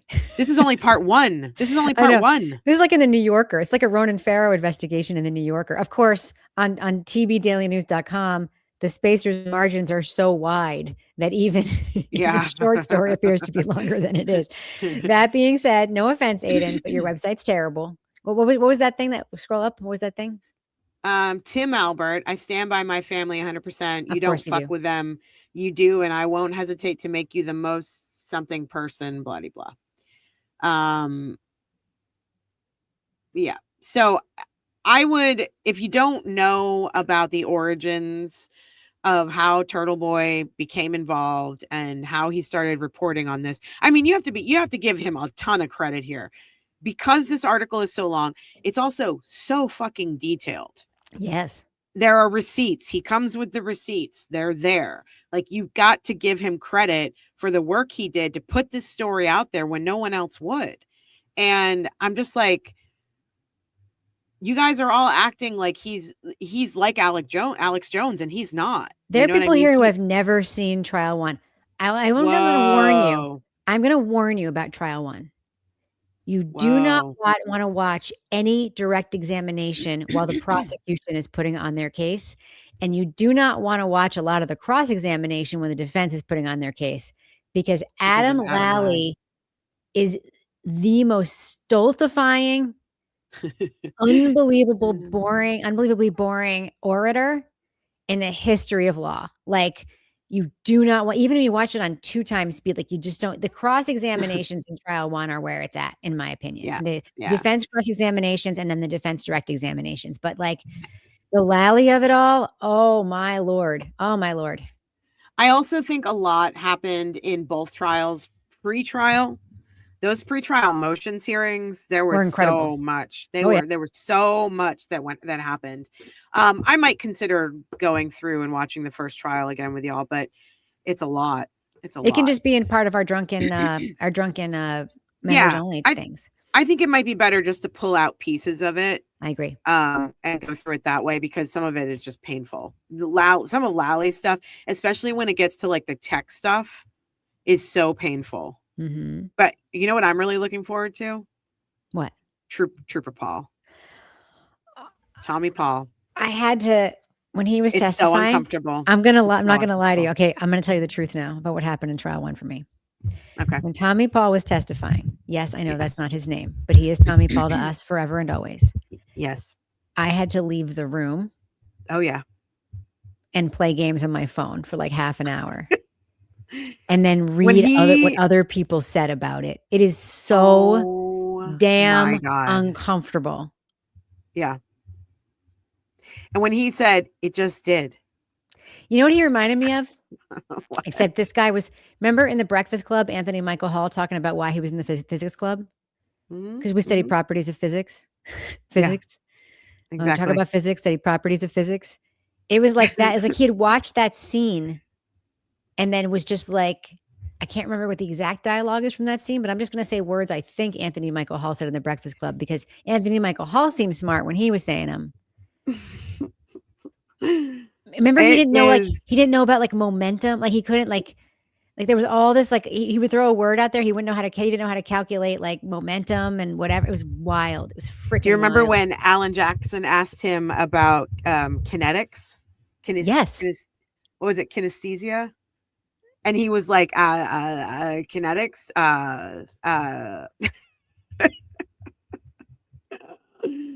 Yeah, let's watch this really quick. The crime scene talked to him though. I will give him the benefit of the doubt. I think he was talking about the crime scene team when he said that.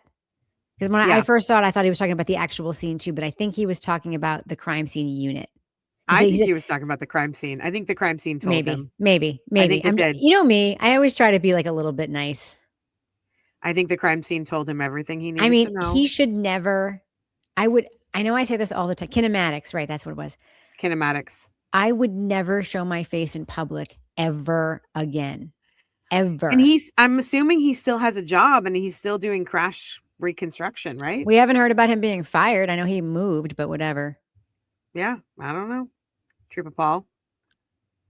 Oh God, you're gonna bring it up, aren't you? You come to through the course of your We'll watch Emily. So on Saturday, January 29th, 2022, at approximately 12:45. So you can look at your report, but you can't read your report. You can't read based on what they Hit asked pause. me to do. Hit pause. Okay. Yeah. Joshua Johnson, comedian who I love. You see him all the time on Facebook and stuff and Instagram. He's like great. He also hosts a daily show. Sometimes he's wonderful. He has this incredible bit that he did like a long time ago. That's one of my favorites. That talks about when he used to read out loud in class. And the teacher would have each student read one sentence and then the next, and you would always count ahead to see what your sentence was going to be. And you would practice it because you were so worried. And then you'd get to it and there'd be a word you'd see that there was a word you don't know and you'd be sweating and so afraid. That's him. The dude can't read out loud from print. It's really sad, but true. It's not just that. I think it's he's so incredibly nervous. Mr. Rose Petals, thank you so much. She used to manually type in new codes for her MySpace bio background like it was my job. Same girl. Same. Same. I would go and I would Google, I would get all the code I needed and then I would copy and paste all the code in and then I would make these fancy ass MySpace, but at least what I thought were fancy ass MySpace pages. But anyway, we are going to definitely do Trooper Paul, Tommy Paul. And we are definitely going to do Dever, and we're definitely going to do McLaughlin and Caitlin Albert. And you mean Katie McLaughlin, the ambulance right on the glove lady, which apparently is a standard practice. A friend of mine who's an EMT told me that. It is. Yeah. But that's not the part. No, the part that's not the worst part. I went to school with a girl named Caitlin Albert. You went to school with a girl named Caitlin? I went to school with a girl named Caitlin Albert. It's so fucking uncomfortable. But it's also some of the most entertaining shit I've ever seen in a courtroom. Can we watch cutie Heather Maxon again? She was cute. Heather Maxon. Yeah. And we're going to watch Kolakithis. Love her. I love her too. I'm going to. I think we love her in different ways though, Mel, to be honest. Yeah, that's true. I would definitely be scissor sisters with Kolakithis. There's definitely there's definitely the calendar, the how fire troops, firefighters, the house will make a calendar of their 12 hottest firefighters. We could have a calendar from the Karen Reed case, who would be in it, and some of them can be people we don't like but are objectively cute. But let's talk about who might be in it. Let's talk about who might be in it. What's his face from Dighton Cops would be in it. 100%. Barrows. Nicholas Barrows would be in it. Karina Kolakithis would be in it. Daniel Wolf and Dr. Rentschler would both be in it. IMO. Okay, can I just say something that this is something I've never admitted out loud. I'm doing this. Do I really want to say this? Say it. Do you know who I think is really hot from this trial? Yeah, go ahead. Lally McCabe. Oh, she is. She's very attractive. Freaking, and it's not just that. She has a really raspy voice. Yeah, you like that. You like that. And I hate that I like it. Yeah. I hate that I like her. She's objectively attractive. I would, to say she's unattractive would be a person lying. That person would be lying. But she is evil and so is her mother. Dever is also attractive. And, I don't know if she'd make the calendar. I think Allie could make the calendar. Such a cunt though that I couldn't find her. I think that Allie could make the calendar. Heather Maxon would definitely make the calendar. Heather Maxon is gorgeous. Allie's gorgeous. Damn it. God damn it. It's okay to think somebody good looking. There's a lot of people in the world that I hate who I think are objectively cute. Who? Give me someone comparable. Well, they're too old now. Let me just think. Somebody I hate who's objectively good looking. Probably some actor who's also like got a bad reputation, or some athlete who's got a bad reputation. Oh yeah. Somebody like that. You know what I mean? Yeah. Some actor that everyone says is a super asshole, but is like super hot at the same time. Yeah. Yeah. We could put Jen McCabe in when she had her glow up. No, she's not going to make the top 12. No way. Put Karen in. We have to put Karen in. We have to put Alan Jackson. We have to Karen's put Bob January. Karen's going to be January. It's got to be January. Yeah. You know, or December. Usually the star is like December or January, the first month of the final month. I think that the defense team, when they're all showing their muscles, could all be together on a page. Maybe December. Yeah, we might have to do like a calendar. We might do like an 18-month calendar. There's actually some cuties in this. You are not the only way. Hold on, Braun. You are not the only person on the planet that felt bad for Deborah. I am a big Deborah. I believe that Deborah was a really good person who was at some point in her life was bullied into doing something shitty, and now she's got to stick with it. And I feel very bad for her. And I still, hey, Kelly Deborah, if you're out there, my DMs are open. Please come talk to me. I would love to have you on the show. Do the right thing. Tell us what happened in the Sally Port, please. Yeah, go like the video. How is it possible we only have 367 likes? That doesn't even make sense, people. Maybe half people in here are like the people who are trolling me on Twitter right now, saying that I'm a vacuous and horrible person who spreads lies. Why? I don't understand why people come after you on Twitter. You really don't like... Because I have 23,000 followers, which I've had forever, by the way. It's not because of this. And it's like, and they, you know, for some reason, it's like, I think I annoy people because I don't get annoyed. Like if somebody comes at me like that, like I don't actually find it annoying. I'm like, okay, you created your account in July of 2025. How are your other accounts doing? Like, you're fine. Like your mom needs her laptop back now, kids. Like that's the kind of thing I'll say. And people hate that. all they want is like a reaction. All they want is for me to dispute a fact that they throw out there. And I'm like, I'm not going to do that. So I just opened my Twitter and the very first thing that popped up was you and this guy, Martin. This Martin 494016. That's who's been trolling me during this stream. Yes. Spreads lies and misery for cash and kicks. A vacuous and despicable panhandler full of self-loathing and hatred. Vacuous, by the way, is code for pretty. So I'll fucking take it. But why is he wasting his energy? I don't understand. It's not him. It's probably a her, and it's somebody with 20 accounts. That's all it is. It's like, that's what these people do. They have like 20 accounts. And notice all the people who like them, who like love it or like fire it or whatever, they're also all sock puppets. It's probably the same person liking their own thing. Wow. It's that you said you also used one of my favorite photos, appreciate it. And he said, shame, you're not as inoffensive on the inside. Yeah. What does that mean? It means I'm offensive on the inside, Mel. It means I spew hate and lies and I'm vacuous.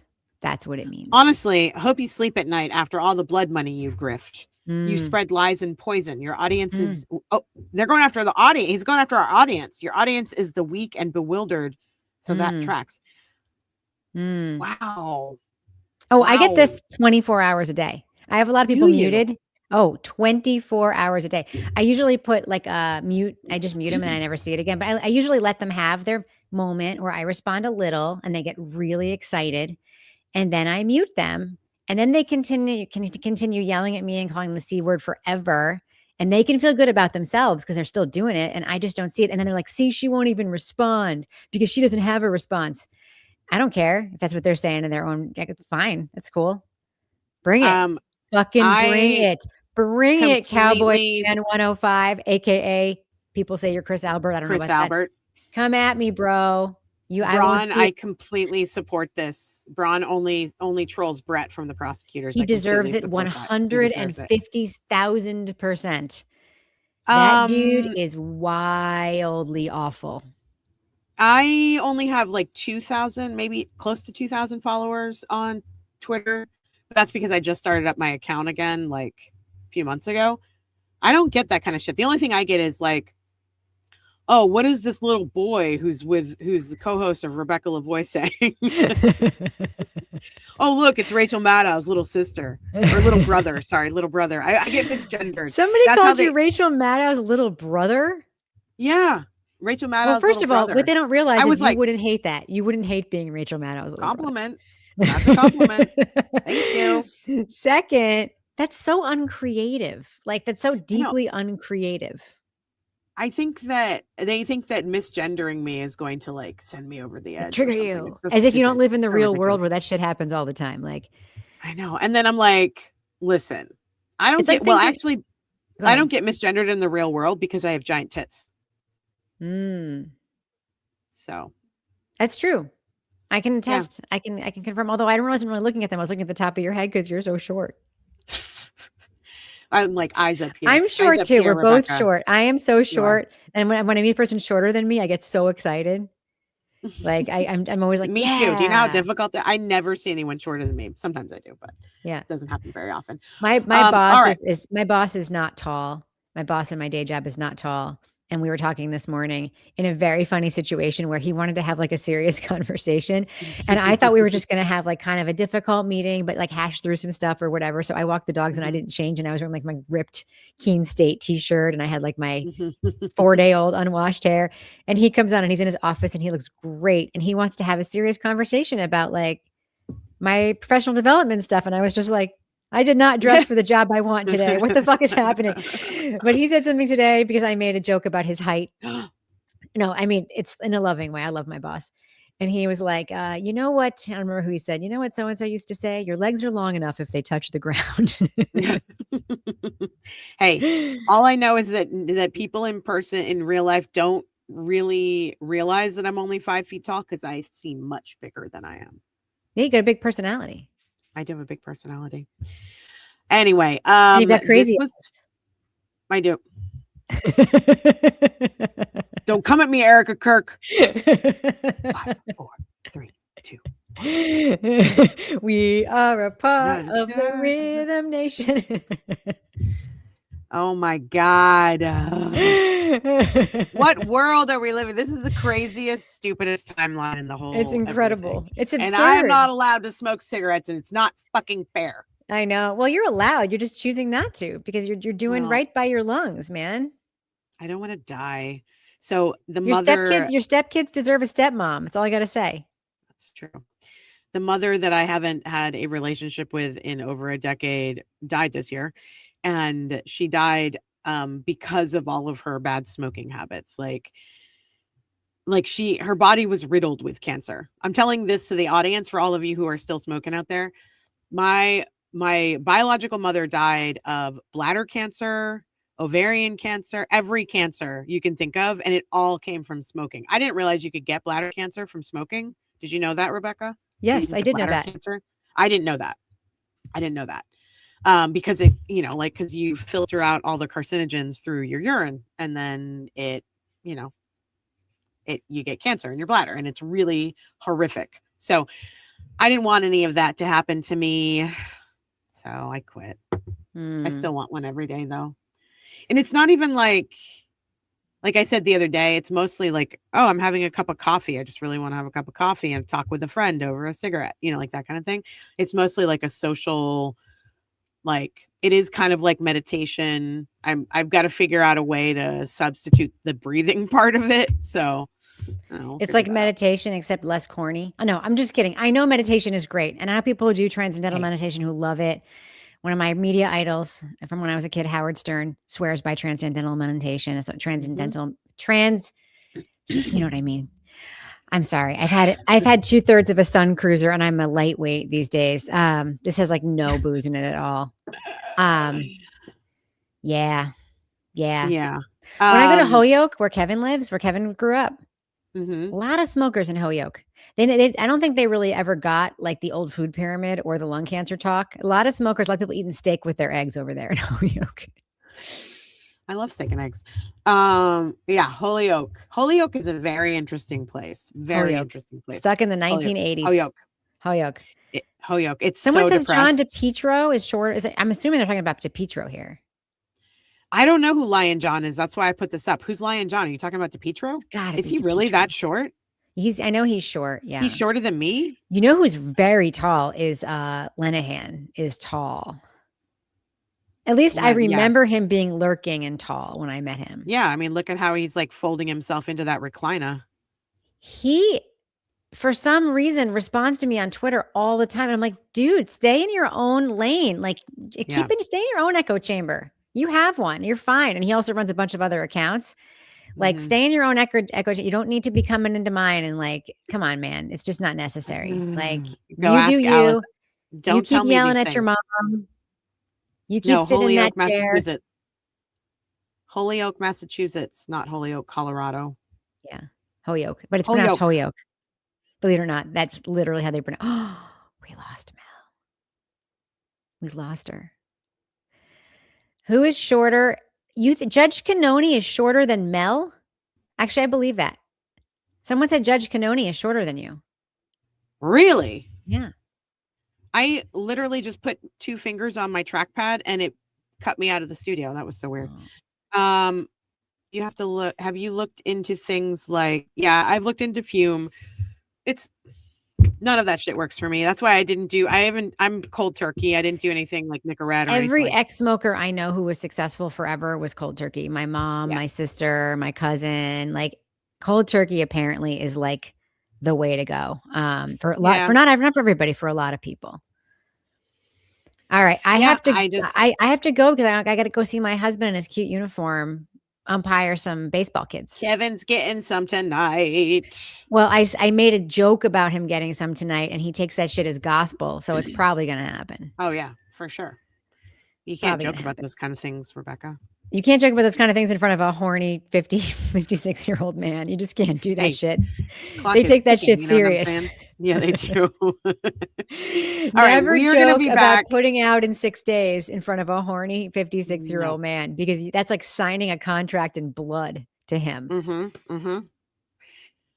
We are going to be back after the weekend. We're doing a double on Monday. We will be on at 8:30 in the morning on Monday to do our regular stream. And then we're doing our once a month pop culture stream we don't know what time yet in the afternoon, but we'll let you know. It'll probably be like 4 or 5 o'clock. Yeah. Something like that. Or 6 o'clock, not sure. But we're going to be doing AMAs and we're going to be talking about DTF St. Louis. So if you haven't seen DTF St. Louis and you are a member at the Are You Fucking Kidding Me tier, come join us on Monday, but go watch the show over the weekend. It's amazing. It's an amazing show. It's one of the best things that's been put out in television in many, many years, in my opinion. It's weird as hell, though. Just be prepared for some weirdness. It's super fucking weird. It's really difficult to figure out what's going on. So just get through the first couple of episodes. Yeah. And then you'll get there. Yeah. Yeah. Yeah. Okay. Rebecca, I love you. I hope you have a great night. And final quick business section. Become a member of the podcast. You can watch me get drunk while watching random scenes from Trial 1 and Trial 2 that Mel's going to pick. We're going to have special streams about that. Send a Venmo or a Cash App to Mel. You'll see the things below. Making this podcast is something we do out of love, but we got to eat. And like and subscribe and share this stream with other like-minded people and tell them to subscribe, even if they never listen. We'll take the sub. We'll take the sub. Thank you all so much. Hey, we are 6 subs away from 8,000. 6. So we're 2,006 away from 10,000. Yes, we are. Which we're going to get there. And it was just a couple weeks ago that we were asking to get to 5,000. Now we're about to hit 8,000. We're going to hit 8,000 tonight. I believe that. We need 6 more. So please go tell your friends about us. And sign up for the membership. I think you guys we do a lot of members only content. And a lot of funny members only content. And we have good times with our members. Also, one of our listeners, watchers, is creating a coloring book that is like a collage of all things that we do in like our members only. And it's really good. It's over on the Facebook page. You should check it out. So good. And next time I'm hopefully going to be high. Oh, yeah. I need it. I can't wait to see cranky high, Mel. No, because I won't be cranky. How does being cranky mesh with that? I'm not cranky when I'm high. I am very funny and very smart. Oh. And you speak French very well. I'm just saying, Rebecca, when you are drinking out of the parrot cup and your ADHD is happening as well, I'm like, what am I supposed to do? And so I need something to like relax my nerves a little bit, I think. Sorry, girl. No, don't apologize for being I'm not you. apologizing, really. I'm just saying to be polite. Sorry. Oh, I see. Yeah, that's how it works. Wait, how many subs do we have now? Someone just asked. Let me see. We were at 7,994, 7,996. 4 more. Jesus Christ, it's going so slow. I love you. I hope you have a great weekend. I hope that you and Kevin have a good time tonight, and I hope for you that you get what you'd like out of it. Oh, I always do. That doesn't always happen for everybody. No, no. Let me just tell you something.